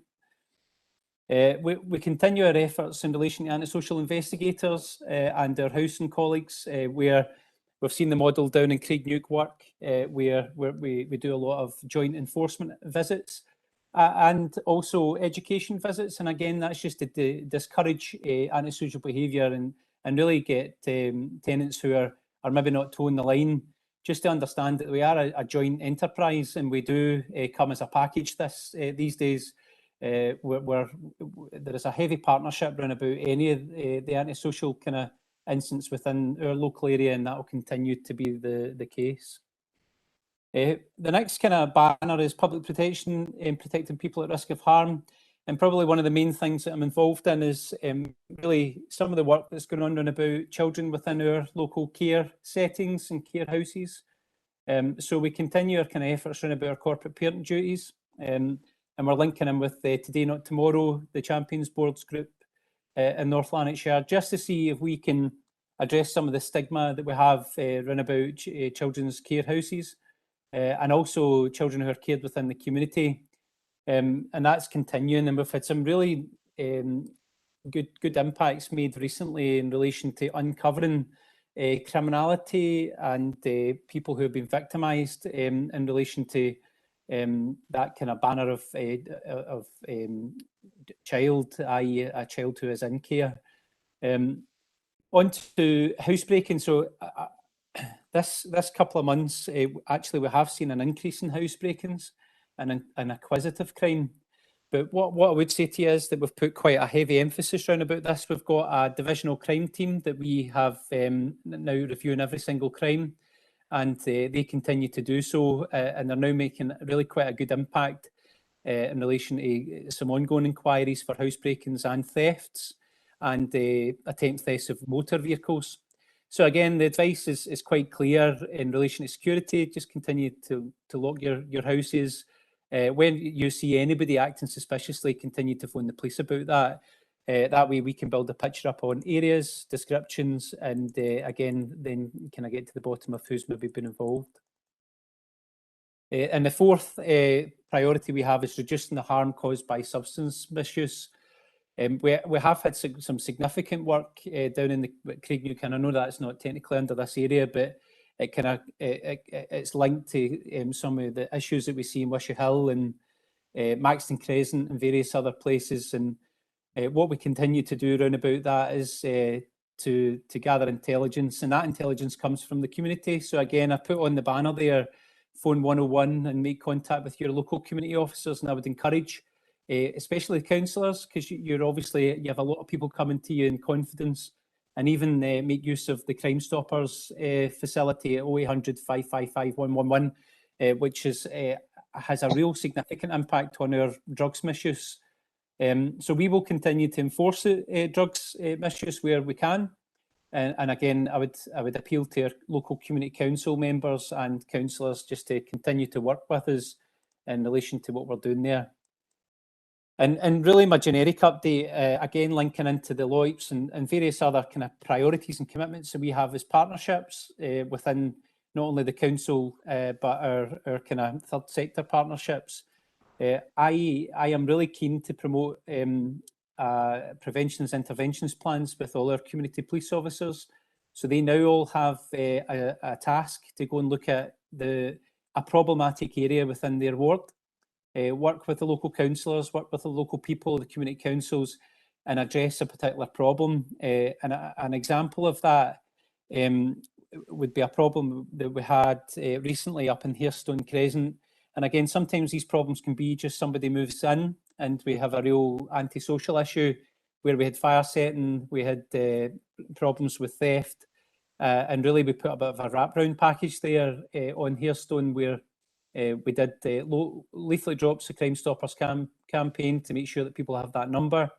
We've already been up and we've committed to a number of antisocial visits along with investigators and housing, and issued tenancy warnings in relation to people who were causing us the problems, and in particular a female who had been committing basically lighting fires in the front garden, which is wholly antisocial and actually exceptionally dangerous. Coming up to Christmas, town centre plans will be developed, so we will have additional patrols out in the town centres, just again to make sure that we're looking after the safety of people going to and from the shops, going into the local kind of pawn shops to make sure that nothing that's stolen's been taken in for resale, and that'll be something we'll continue on with. And I will leave it at that. I'm quite happy to take questions if anybody's got any. Right, the floor's open. Anybody got questions for Alan? Graham? Not so much a question, Alan. It was just to say that the officers on the motorbikes had been down to see us at the Priory when we were down working one day, so we get some good selfies with them. But no, we've noted the difference as well, because one thing we suffer slightly down there is it's a country area, and you get people on motorbikes and quad bikes. They don't cause any bother, but you get some that are intent and just ripping things up, making a mess. And happy report, we've had less bother with that. So, it must be having an impact, which is good. So, compliments to the chef. Very good. Right, anybody else? Right, well, if I could just come in there, Alan, and we really missed you during COP because we had a couple of bits of problems in my area. But I'm glad that you mentioned the fire raising thing, and there was an arrest, because that started while you were in Glasgow getting all the dosed up dinners and all that in the back of the van. But anyway, no, thanks very much, because you were right on the ball when you got back on it. So we've got next the fire. Where is he? Is it Matt? Oh no, it's National Health Service. I'm here, Councillor Burgess. Can you hear me okay? Yeah, Richard, carry on. Yeah. Okay, so just before we move on to my report, I just want to say, just to comment on what Alan had said there about the Hairstone, was it Quadrant Crescent, sorry.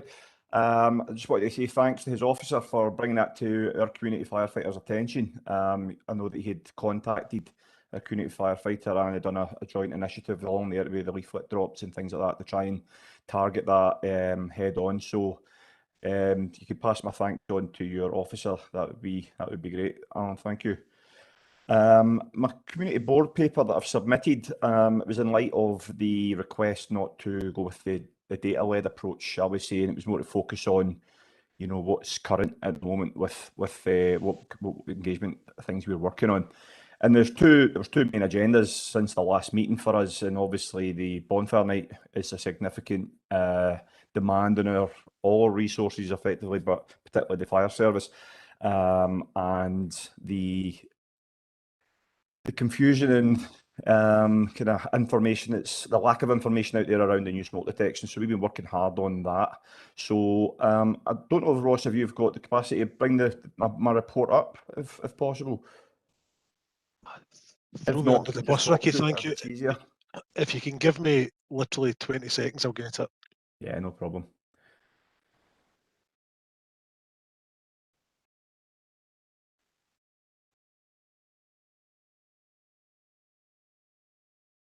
"20 seconds might have been ambitious."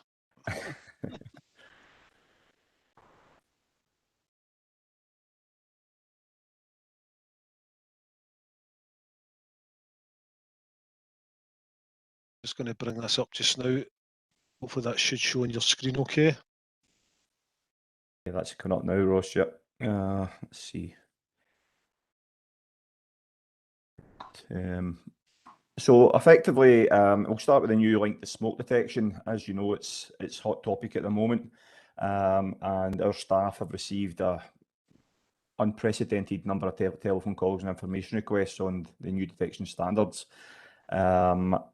We've begun fitting the new link to smoke detection to high-risk vulnerable members of the community, and we've also been trying to provide guidance where possible regarding, you know, the cost element of replacing their existing alarms and meeting the new standards.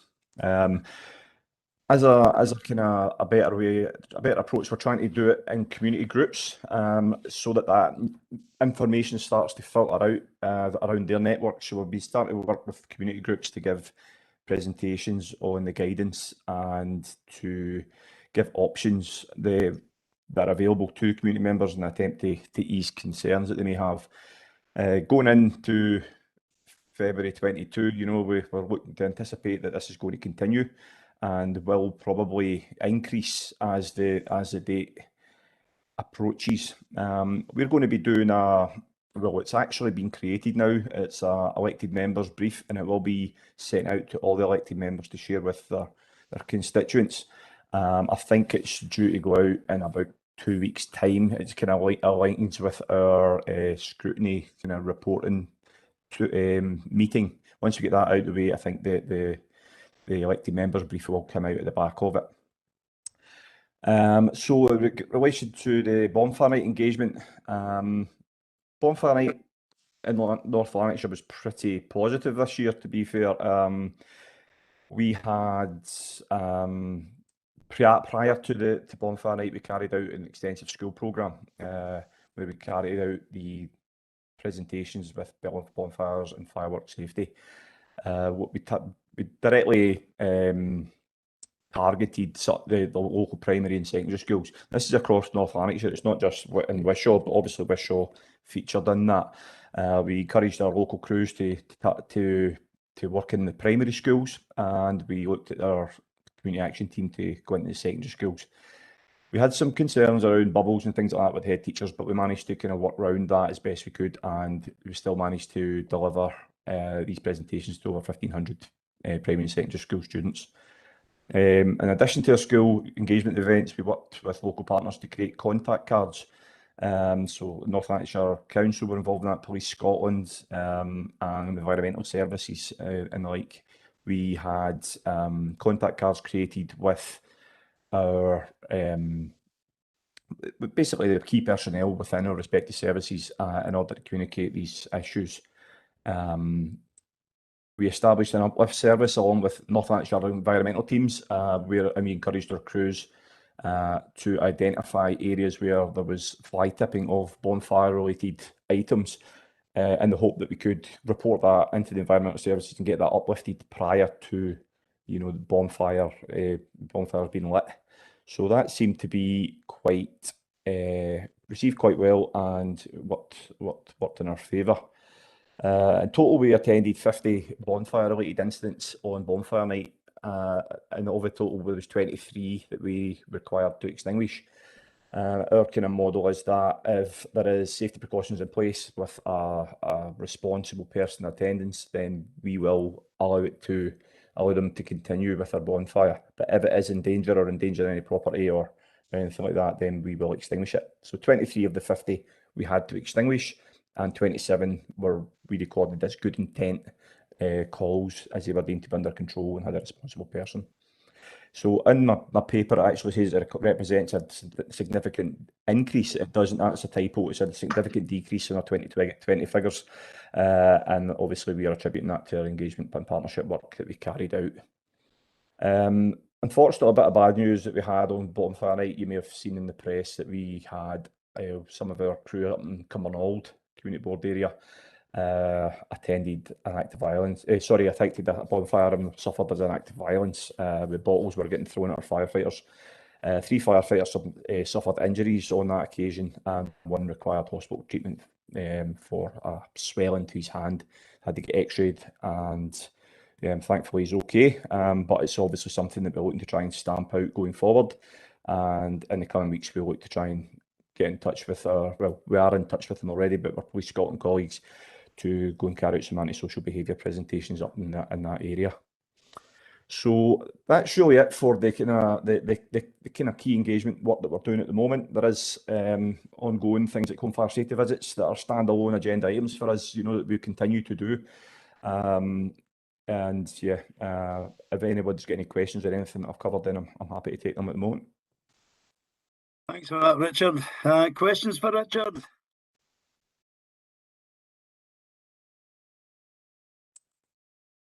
Right, seems to be. Yeah, Richard, if I can just give you compliments as opposed to a question. Thank you. We had a situation where they had built a fire in Peather, which was, God knows what height it was, but that was taken down. Wishaw Hill was built 3 times.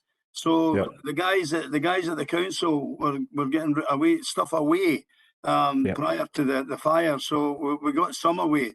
But there was a guy, I think the week before, trying to sell, I would say fly tipping stuff online, and I believe he was getting a fair wee bit of business. But then I think 2 days before the bonfire night, he was offering to dump loads off to the actual fire. So that could maybe be watched as well. But a great job, especially in Peather. You did great stuff up there. So thanks very much. No, thank you, Councillor Burgess. It's always good to get positive feedback and a wee thank and pat in the back. So I'll certainly pass it on to the rest of my colleagues that were involved in that, particularly the North Lanarkshire Council environmental teams. I thought they'd done an excellent job under difficult circumstances sometimes as well, because the community, some of the community members are not best pleased when you come and start dismantling their bonfire 4 hours before kick-off, so I know it was a trying time for everyone, but I think the stats that we delivered this year certainly reflect the work that was done prior to the event. So good stuff. Thanks very much for that. Okay, Mark. NHS, Mark? Hi, still here? Yeah, there he's right, Mark. You're on. Yeah, so I've got a brief update on the current situation with COVID. As I'm sure everyone in the call is aware, the Omicron variant is rearing its head, particularly in Scotland. So we've got 9 cases. Fortunately, those 9 cases are all connected to the same private gathering, as was reported by the Scottish Government earlier this afternoon. And that was apparently around about the 20th of November. So we are expecting more cases to come from that particular gathering, but there's been nothing else other from that. Just to add, there is no change to the messaging in Scotland. Down south, obviously, they've had to change it because they had opened up basically everything. There was no mask wearing anything down south. Up here, we just need to reinforce our current behaviour. So wearing masks in most public settings, ensuring we clean our hands, avoid crowds as where possible, and if you're in crowded areas, try to be as far, keep that distance as much as possible. One of the key things as well is ventilation in buildings and areas as much as possible. On top of that, we've got reiterate the point of using the NHS Inform or calling 111 instead of going to A&E or your GP surgery for minor ailments. But in the case of emergencies, as always, call 999 and ask for A&E that way, rather than just turning up. Again, it's still reiterating that point that we, as much as possible, people shouldn't just be turning up to A&E for any reason. The vaccination still is our best chance against even the new variant, regardless of what comes out of it at the moment. There's no updates on that, and we're still in the early stages of finding out exactly what this means. But on the vaccination front, the current situation is that obviously 6 months for your booster. However, we're looking to bring that down to 5 months for most people, and for 4 months for the immunocompromised. Everybody 18 plus should have been offered the vaccine and should have hopefully taken up first and potentially second doses by now. And they're inviting 18 plus in the coming weeks to take up their booster as well. And yeah, so that's where we're at the moment. There doesn't, I can only sort of reiterate the point that there doesn't seem to be any immediate changes that the government are going to bring in to our current situation with regards to any other regulations. Again, everything seems to be down south because obviously they changed and gone ahead with removing masks and things in public areas. So that's one of the biggest changes from that point of view. I'm going to try in the chat and share the link.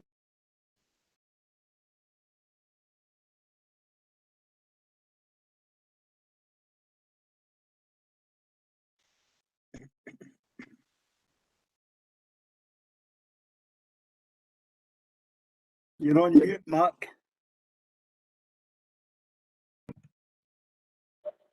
Is that back in? You're back in, yeah. So yeah, so I tried to put in the chat there some links to the current Scottish Government campaign around safety for us all in winter.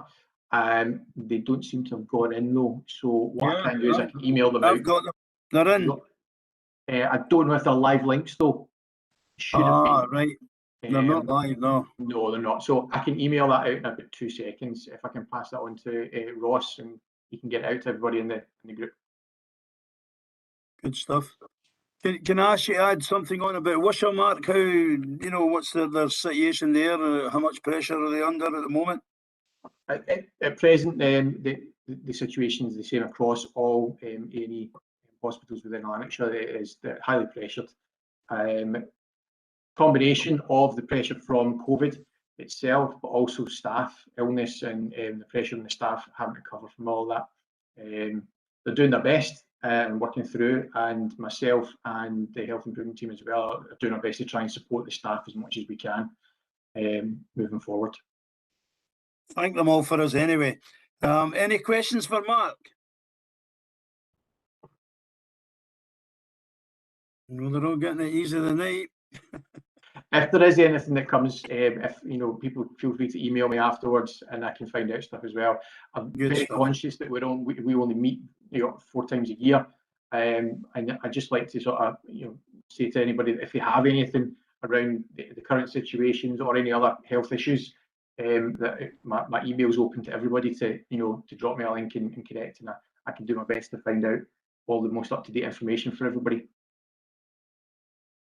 Okay, Mark, that's excellent. Thank you.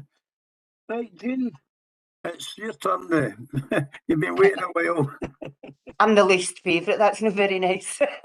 Vanel. Right. I would just like to get an update on my AGM, which is taking place next Tuesday at 9:30 AM.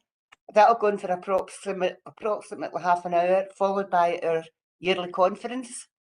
So you're all invited along. If you've not received your invite, it's going to be through Eventbrite. and I can send you the link if you would like to come along and you've not been invited yet. That's all I've got to say tonight. Thank you. There you go. Has anybody got any questions for her? That'll shock her. No? Right, okay, that's fine. Thank you. Agenda item number 10, and it's petitions, and there's no petitions received for this board, so basically we're okay on number 10. So agenda 11 is the update on budget listening event, and it's Leanne again, if she's not waiting. Thanks, Chair. I'll be very brief on this one because I'm conscious of time, and we obviously want to let the community groups to come in and to raise any issues. So it was really just to give an update. You'll remember at the last community board meeting there was or since the last community board meeting, there was a community listening event specifically to look at the council's budget setting process. So there was sessions organised in each of the 9 community board areas, and there was a kind of update on the key matters that were highlighted in the Wishaw session that was circulated with the board paper. So I'm not going to go into that in any great detail, or I'm not going to go into it at all actually, because the information's all there for you. I suppose all we would want to kind of highlight was that there was 10 participants at the session for the Wishaw area, and I suppose that the turnout in terms of community representatives wasn't particularly high, but what we would want to point out to you is that the sessions that took place as part of the community boards were only one part of the budget setting process. So the sessions which covered the council's the process for the council setting its budget, gave people some financial information in terms of where the council gets its budget from, how it's allocated across council services, etc., and then allowed people to come in and provide feedback around a number of key questions, specifically around what matters most to them, what types of services do they think are most important, where could the council work a bit better with community and voluntary sector organisations, and if there are types of services that they felt the council could either deliver less of or cease delivering. So those sessions that took place across, they were one part of a kind of bigger process for engaging communities in the budget setting process. So as well as the 9 community board sessions, there were dedicated sessions with young people. So we had 68 young people that participated in sessions across North Lanarkshire, and we also ran an online survey, which we had about 470 responses to. So while the engagement wasn't particularly high in the Wishaw area, there were other opportunities. So it may well be that some people from Wishaw just participated using the other methods. But what we would say is that we would be, if people felt that they wanted a bit more information on that and felt that they wanted to be able to have their say, and that they felt that they would want that discussion to happen in Wishaw to try, just in case there were maybe reasons why people couldn't participate that night, we would be more than happy to put something else on to organise a further session. We could do that quite quickly. But if people are quite happy with what's happened already and how people have been able to contribute, then that's also fine. But we don't want to create any additional kind of pressure on people to come to additional meetings. But we're happy as a council to organise that if needed. I know there were a couple of groups, particularly in Wishaw, that had not received some information, and we've checked that back, and the information was sent to all the groups we have in our contact lists. But we recognise that sometimes technical errors occur and information doesn't end up getting to people. So really it was just to provide that update and to draw your attention to the paper that was circulated with the papers with the key issues that were, or the key points that were highlighted through the Wishaw discussion, and just to say that people were able to contribute in other ways. But if you felt that you wanted us to either circulate the information again to the Wishaw board to allow people that opportunity to feed in, or to organise a meeting to go through it again, we would be more than happy to do that. Thanks, Chair, and happy to take any comments or questions. Thanks, Leanne. Any questions for Leanne? Nope. Okay, so we're going to agenda. Sorry, Chair, can I just ask then, are we happy to just agree that people are okay with the session that took place and the activity that's taking place around the budget, and that there's not any need for anything further, or do we want anything else circulated? Or do you feel that's a problem, Leanne? Do you think we need it sent back out? I don't necessarily, but I just feel that it has been raised, so I just wanted to get clarity tonight so that we don't come to the next meeting and there's been any expectation that we were going to go and do anything, and we haven't. I think that there's been, there was the opportunity for people to participate in Wishaw. There's obviously a number of people who participated online, and we've had sessions with young people, so I'm not sure that there is a need, but we'd be more than happy to support that if it was needed. So maybe we could just leave it that if people feel that there's a pressing need, they can come to us after the meeting. They can come, right, okay. Thank you. Okay, thank you. Right, agenda item 12, and we're now on to the local community groups. And there's a couple of points on it, and it's traffic calming in Abernethy Road and the mains. Robert, you've been waiting all night for this one, which I've already muted on, but if you can want to bring it up now. I've got the secretary here of the community council. She's wanting to speak about the traffic calming. I just see her a bit on the paper there about speeding cars in Cleland as well. And that'll come up next, Robert. Right, you can go with the. Hi, my name's Frances McKendrick. I'm the secretary of the community council. It was just previously at meetings pre-COVID, we had traffic calming brought up on Abernethy Road. This was discussed with police officers that attended our meetings, and basically we were told at the time, unless there was a number of incidents, that nothing would be done. But now we've got the new building, the new Abernethy Family Learning Centre. Cars are still an issue, and it was just to see if we could get the community board's help to try and get some traffic calming measures. We'll pass that back on to Alan. Alan, can you give her a response to that? Hi there. Look, I think any community boards I go to, speeding motorists often are mentioned, and I think just kind of linking into the point about the community cops being down and speaking to you about they can't do anything about it. It's not about that. It's about evidencing when it's happening, and this is you'll hear me often say that it's all very well, if a councillor comes in with a complaint, if I can't evidence that that's a valid complaint and it's happening, I can't resource it properly. So I think first and foremostly, I'd be keen to probably do a wee bit of work down that way with yourselves, and actually anybody that really wants to get involved, and see if we can evidence the complaint. And by the way, that's not me saying at all it's not happening. I mean, no doubt that you do have speeding motorists, but what I would say is sometimes it's only one or two that these are the people that we need to get a hold of, as opposed to the generic motorists that come through that area.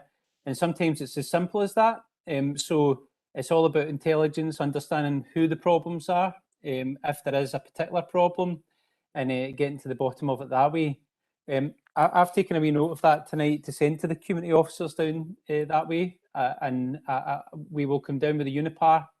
I've just instructed some more speed detection training from their traffic colleagues. But again, going back to my point about phoning 101 when it's happening, if we can establish on our storm command and control that there is a problem, i.e. we've got a number of members of the community phoning us in about that automatically goes on to our traffic management colleagues at road policing, who then contact the council, and they both together do something further. But again, it has to be based on the evidence. So let me I'll get in touch with our community officers down that way. We will come back to yourself, and we'll do a wee bit of further work down there to see if we can help your problem out. Okay, you happy with that, Francis? Yeah, thanks very much. Okay. Is that all, Robert? No more? I was just trying to link in there. I wasn't going to jump my head with the agenda, but I'd seen that there was a couple of things on there about speeding cars in Cleland, and if you leave that, Robert, we'll come on to that next. Okay, we're just trying to get this one sorted out now. All right? Hey, okay. Graham. Sorry. No, it was just to add on to what the lady from Humane said. We experiencing this kind of problem round about. I live just off Stewarton Street, and happily lately it's calmed down, but for months round about this area was getting used as a racing track, and round about 11:30, 12 at night you could hear these cars, and I mean they're modified to the point it does sound like you're up at Knock Hill, and they're out for miles and away round down into Overton and back, and our cars get damaged outside the house as well. Somebody losing control. I don't know. Well, we missed them. They were gone by the time they get out, but they smashed the wing mirrors off the cars, and it was just lucky that my car's an old pickup, so it would have done more damage to his car than he did to mine. But you know, it's what we need to do. I was quite interested in what Alan was saying about training and how to monitor this to get evidence, because this was a big problem. The police did come and they went round the whole area because they'd been told other cars had been damaged, but then when they went to canvass people, nobody had seen anything, and all of a sudden there was no damage. So you know, it's how to get it stopped. I mean, I've lived here 22 years. One of my pets get killed out in the road, and I mean it's a quiet wee street normally, and you know, I went to the councillor down in Payther at the time, and I said, you know, how about speed bumps or something? And he said, we need evidence. So how do we get evidence? Because there's no CCTV in the street. It's all up in Stewarton Street. How do I need to go and buy a camera and set it up? And then there's the issues of I can't film public areas. So how do you capture the evidence? Alan? Hi, Graham. Hi. Look, again, look, we're often very good at actually responding to these types of things, as you've just explained. But I can't fault that you responded, but the problem is when you can't catch anybody because there's not enough evidence, as you said. Yeah, so that's what I'm going on to. See, the bottom line is we can only deal with what we can deal with in relation to what people are telling us. Over and above that, we're evidence-based, so we would go looking for that evidence. So we would look at ring doorbells, we would look at CCTV in nearby areas. What I would say is CCTV, the bottom line is you can take CCTV footage on your phone, you know, camera evidence if it's related to something that you believe to be a crime, and that can be shown to officers whenever we come out. CCTV in relation to covering front doors, again, that's the Data Commissioner that kind of covers that element of privacy. However, I believe that it's now commonly known as being actually acceptable because of the very nature of CCTV being a protection facility, and often it's covered by way of putting signs up. So that's a couple of things, I suppose, just in relation to your specific problem. But again, going back the way, I think I'll get the local officers to do a wee bit of work, because again, a lot of the times it's maybe we've not really got a big problem. What we have is a particular person or persons who are causing the problems, and often if we can just find out who they are, we get to the bottom of it very quickly, and then suddenly everybody's problems goes away. But I'm afraid I don't have any quick fix for you here. It's a bit like neighbour disputes, you know, everybody's got a story to tell. And unfortunately, we just have to take the story that we get and try and work it up into kind of dealing with it in some way, shape or form. So continue doing what you're doing, Graham. I get how frustrating it can be. You know, we all live in neighbourhoods, so we all experienced this.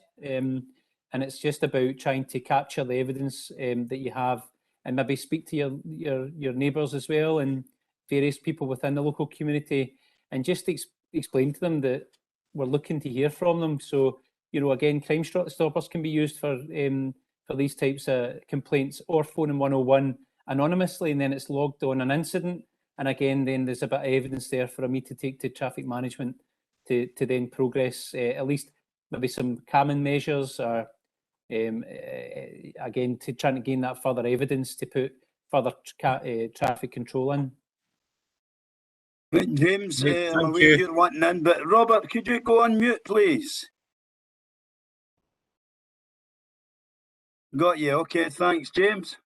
Yeah, it's sorry, I meant to come in earlier. It's more about the point about the new mains. I think the point that was made earlier was, I think, that is that close to the new nursery facility that's been created. And I think what we can do is, through the communities team, what we'll do is we'll go and we'll raise this with the roads and transportation team, because if there's more pedestrian traffic, if there's more vehicle traffic, an updated assessment can be done. I'm not saying that would result in traffic camming being put in, but it sounds to me like there's been a change in circumstance there. So I think we could go and have a look at that and see if that impacts it in any way. So we'll pick that up as an action point from tonight's meeting. Can't do anything about speeding down another area there, but I think certainly in that one, if there's a change in circumstance, we could arrange for that. We can have a look at it. Good stuff.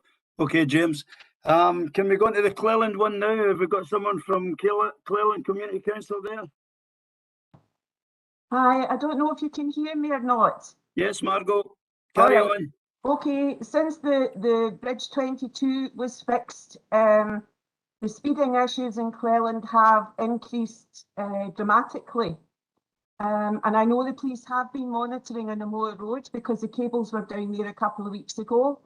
Also, as part of the housing development in the hospital, Persimmon had duty bound to get traffic calming on Bellside Road. But what we're looking for as a community council is an integrated traffic calming which covers all of the streets, because we're used as a racetrack for people trying to go on and off the motorway, especially at peak times. Main Street is equally as bad, even though we've got a school on it. So I'm looking for traffic calming throughout the village, and preferably at 20 miles an hour, if possible. Legal limit, not just a preferred limit.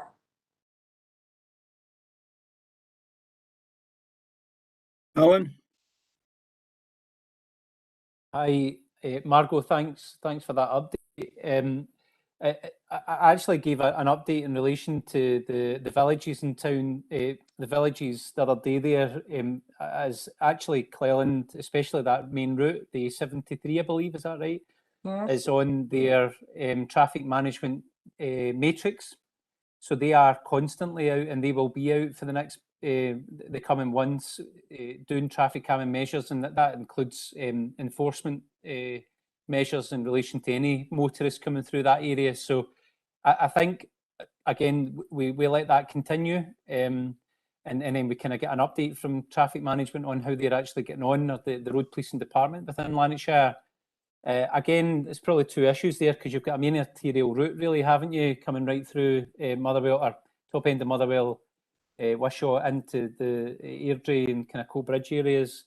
But the actual village itself, I think that's obviously the real concerning area there, because that's where you've got high volume of pedestrians. And again, it kind of goes back to my initial points in relation to Graham and the new mains issue that was brought up. I think again, we need to evidence actual roads that's a problem. I will link in with the traffic management to see if there's any plans afoot in relation to the village. That is a council issue. That would be back through myself and Ross, probably in the first instance, to discuss where we can go as a local team on that, to see if we can kind of support any further signage and whatever. But that's probably something that we need to take forward and think about. Look at the complaints in there, and then kind of assess the need based on that first and foremostly. But in the kind of interim period, I would just ask yourself and the local people again to phone us in whenever you see any issues, or whenever you feel motorists are speeding. A lot of the times you might feel a motorist is speeding, but actually they're not. It's just the road is so tight at a particular area, and that's again another issue. And again, that's for us to consider whether the road should be brought down to a 20s road or not. But again, these are probably, we need to start somewhere. We need to start with the evidence first. And again, I'll link in with Ross kind of off table in relation to if the council have got any plans afoot. And I don't know, Ross or anybody from the council, on line just now of whether you have and that can be updated on. Probably not, I would imagine, but because I've not had any update.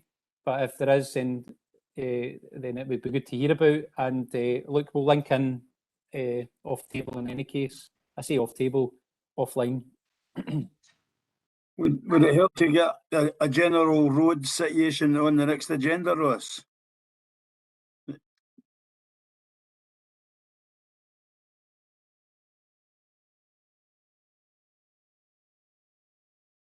Looks like Ross is having some connection issues. Yeah, I think he is. Okay, that's a question I'll ask him later. Is there anything else on the sort of road issue, parking or whatever? Hey, Robert? Yeah, it was just the general point there I was trying to get to, Bob, was in our ward, there seems to be this problem with the speeding. We've got Abernethy Road, and I was just touching on Cleland there. Bucking Street has also been raised in Coltness. That's a narrow street with a lot of parked cars. I had emailed Graham Mutter. The wee community cop, he's really, really good, but he's been away at the COP26. So we're trying. I'm hopefully going to try and catch up with him this week. But it's becoming an issue right across the ward, and not just in Cleland and Abernethy, right. Buncle Road as well. You know, so it'd be a good idea to get that on the agenda. Right, Robert. But as I think Alan needs that evidence as well. So we need to get something that we know what we've got to bring, as opposed to just saying, look, we need speeding looked at. If we can get together, get information and get it to the police. But I think once I speak to Ross, we'll try and get it on the agenda and have a good chinwag on the whole thing, because it's getting worse. Okay. I've got any other competent business?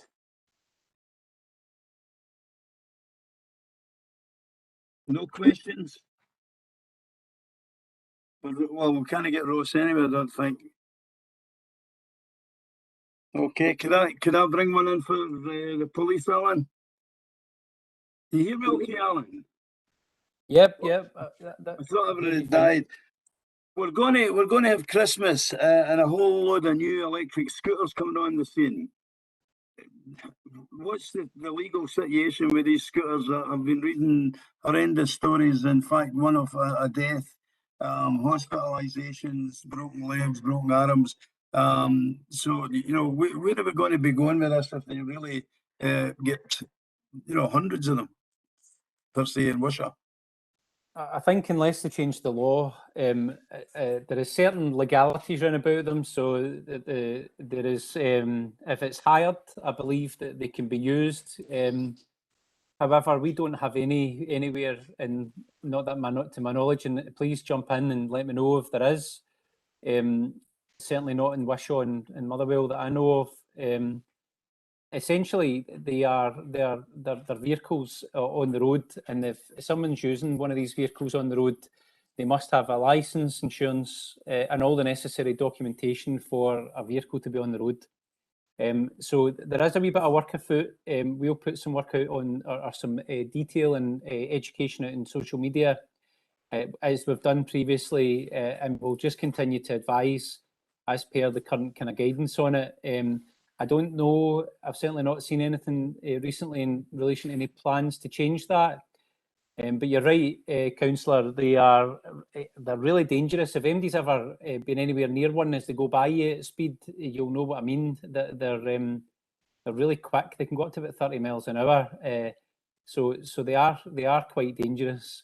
And all I would suggest to anybody really that sees them, if somebody's cutting about in one, then it's just a phone call to the police to let us know about it, and because actually it's not just not having the necessary licenses and headgear or whatever. It's actually potentially dangerous driving as well, and we would take that on board. So yeah, we're just going to have to wait until see what the guidance looks like nationally in relation to them, but I can't see it changing anything. Good stuff. Okay, Alan, thanks. Dan, I see you've got a wee hand up there. Is that you? You want to speak? Yeah. Hello, can you hear me? Yeah, I thought that wee hand was only in Teams, but I see it on your screen. So yeah, Dan, on you go. They're all copying somebody, Bob. I don't know who started it, but they're all copying somebody. Yeah, sorry. Apologies for being late to the meeting. I just wanted to kind of chip in with some of the stuff that Social Track's doing. I think off the bat, I'd like to, say thanks to everybody who's given us messages of support after our break-in, which was a big kick in the teeth and a really hard one to deal with. So thanks to everybody who has been involved with that, and the community has been amazing, to be honest, and the support that we've received all over Wishaw and Motherwell. So that's been great. So that straight off the bat. The other thing I'd like to say is we're no deed. There might have been half of our bikes knocked, but they were no finishing. On a side note, I don't think e-scooters are that bad, by the way. So just to say, it's, they might actually be a quite viable thing for train commuters, but I know anything can be abused. Anything can be abused, as we know. And I do think that sensible heads need to be used in any form of transport. Anyway, beside the point, we are having great discussions with Colton Esk Community Council. We are planning on starting a cycling club, for lack of a better term, at the end of January, and we are looking to do some work with all age groups, and we'll be doing some lead rides and Belhaven Park. Sorry, I've only lived there 46 of my years of my 46-year life, and so yeah, we're it's in Belhaven Park. We've been talking to Waterloo and Overton. Hopefully, we'll get some more discussions with them. I'll be speaking to Mark Kay tomorrow, probably at an NHS Lanarkshire active travel meeting. There's a big push for active travel and health. So not only are we looking at a green initiative, but we're also looking at a well-being initiative. On the side of that, we are waiting on word. We got word last week that we will receive another year of funding from Cycling Scotland, which we're very happy to say and to talk about that. We don't know exactly how much yet, but we're looking at building a bike library that will be slightly different from how we've used a bike library in the past. We will be looking to, we will be looking to actually have bikes for long-term hire for people within the community. And we're hoping that by March we might even have some e-bikes to add to that. And they don't go 30 miles an hour, they go 50, they are limited to 15. And and all the programs that go with that as well. Cycle ride leader training, hopefully we'll have in the go. So we're doing quite a bit, working with different people in the community. We'll hopefully be starting work with Colton Esk High School in January as well. So there's quite a bit going on in Wishaw, and our plan is still to have some events down at the Wishaw Hillwood Pump Track, and hopefully we'll get back up to Overton Skate Park in the new year as well. So that's all the stuff that we're doing. We had a really successful year. Our goal was to work with 350 people over the period of 2020 to 2021. And we absolutely blew that out the park and worked with nearly 1,800 people. So way past our goals, and incredibly successful programs that we were able to run, and it's all through the help of other community groups, Made for You and ML2, Nct Community Council, the people who volunteer throughout Wishaw. If it wasn't for that partnership working, it just wouldn't help. And Mark's team are part of that as well, and the community co-ops are part of that as well. Their involvement, and the guys that all the community groups have all made some sort of impact in that, and that's excellent. And Graham and the guys down at the Priory have made are always great at sharing our stuff, and always give us encouragement. So we're really thankful for all of that. So yeah, any question? Basically, what I'm saying is that we're still in the year coming, we're still planning on how to work with other community groups and with other organisations. And if you have stuff that you'd like to do, and actually, you know, regarding active travel, whether it's walking or cycling, or even a bit of skateboarding, you know, happy to take inquiries and see how we can actually work in partnership together and get more use of all our green spaces. Wishaw is great for that. Wishaw's got so many green spaces that you can actively travel, and we're really fortunate to have a town that is like that. You know, that you can walk all the way to Allenton really in either traffic free or relatively traffic free roads. So we're, you know, and then all the way to Motherwell the same. So we're very blessed in Wishaw that we've actually got that. So happy to talk and get some discussions, and we can look at if there's anything, you know, bigger projects that we want to be looking at, either PBE or council funding. You know, happy to pitch in. Good stuff, Dan. Any questions for Dan? That was quite a comprehensive report there on what he's been doing, and unfortunately they did get broken into, and it's one of these things you just wonder where they took, what was it, 30 bikes? Where did they go? How did they hide them? Alan's going to come in, aren't you, Alan? Listen, it's actually, and I know that, sorry, I know time's going on, but actually that's a really important bit of work ongoing just now. So Dan, just to give you a bit of reassurance about that, actually I dealt personally with this when I heard about it. I know you were offered a diary appointment for about 3 or 4 days' time when you first phoned it. So I pulled that very quickly and we got the police out to you. What I would say to you is PC McMullen, Kylie McMullen has now got that inquiry. What I'm trying to do is get her to go back the way, and we are still continuing to look at who has been named there and where we can go in relation to the lines of inquiry. So please don't think we've forgotten about that. Kylie will be in touch with you, and we will continue to progress that inquiry until such times as we get a hold of absolutely everybody that was involved. And I will be your biggest advocate when it comes to any sort of funding.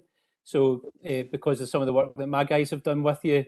So please continue to link in with ourselves and the rest of the partners, and hopefully in time we can sort out that horrible situation that happened. But please bear with us. Thanks for that, Alan. Sorry, and you come, Dan.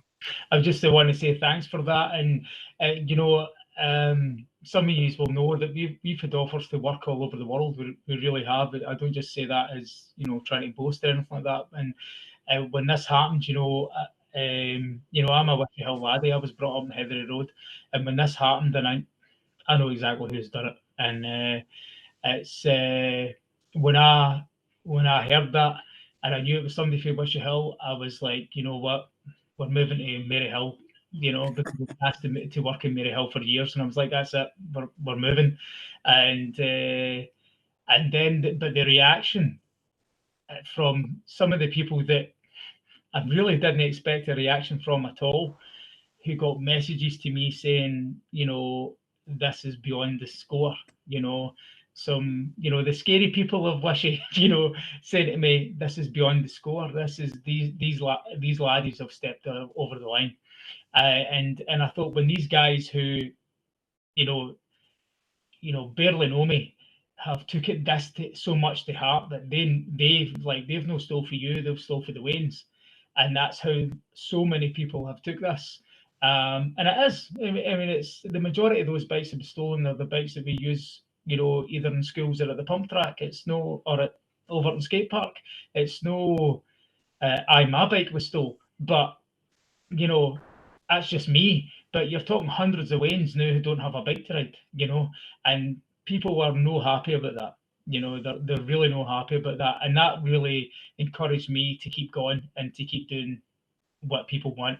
You know, people want us there. They want to see kids and having a good time. They want to see them being active. And I really appreciate the cops who have been involved in this as well. And I've actually, you know, I've got friends and family who are policemen, and they've helped me out, and they've helped me, you know, when I've not been like, what does that mean? What does this mean? And they're like, no, don't worry, that means they're working on it. And you know, sort of police talk, if you know what I mean. so it's been really encouraging, and I really appreciate that, Alan, that you got that happening. You know, to be told somebody would be there 3 days after it happened was a bit like, what? So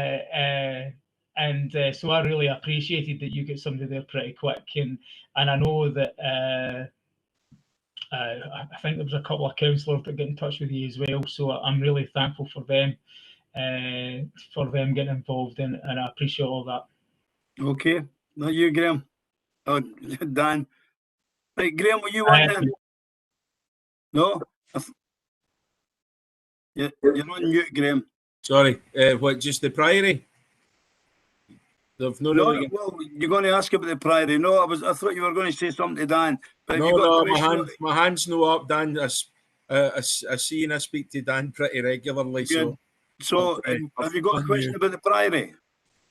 No, nothing to add. We're ongoing. We're just we're currently working with a group for Edinburgh University called Grand Bequest, who very kindly made us a new website. So if you haven't seen it already, it's www.cambusnethanpriory.com. Go and take a look. But despite COVID, we are moving on, and we're getting places quite quickly now. So we're really just in a position where we need to get the building off the owner now. Everything else is in place. Good. Right, well, look, I'm aware of the time. Is there any other questions that are nipping at your head? No. Okay, Ross, you're smiling. Do you want to come in? No, I'm just happy to get back on the meeting, Councillor Burgess, that's it. Good. Okay, so have we got a date for the next meeting, Ross? I've not been informed that the dates have been set yet. I don't know if Leanne's aware of any. It will be towards the end of February, but we'll try and get that. That's we'll okay. Try and get that. No dates set yet, Chair, but yeah, we'll get them out as soon as we know. That's us at the end of the meeting. Thanks for your attendance. I think it was a good meeting, but try and remember we're looking for people to look at being a chairperson, and if possible, we're looking for people to get onto these subgroups. If anybody's interested, ask about it and to see if we can create something. We really need to get up to scratch with the rest of them, because we're behind. Okay, great to see you all, and next time. All right. Thanks all. Good night. Night. Thanks everyone. Good night.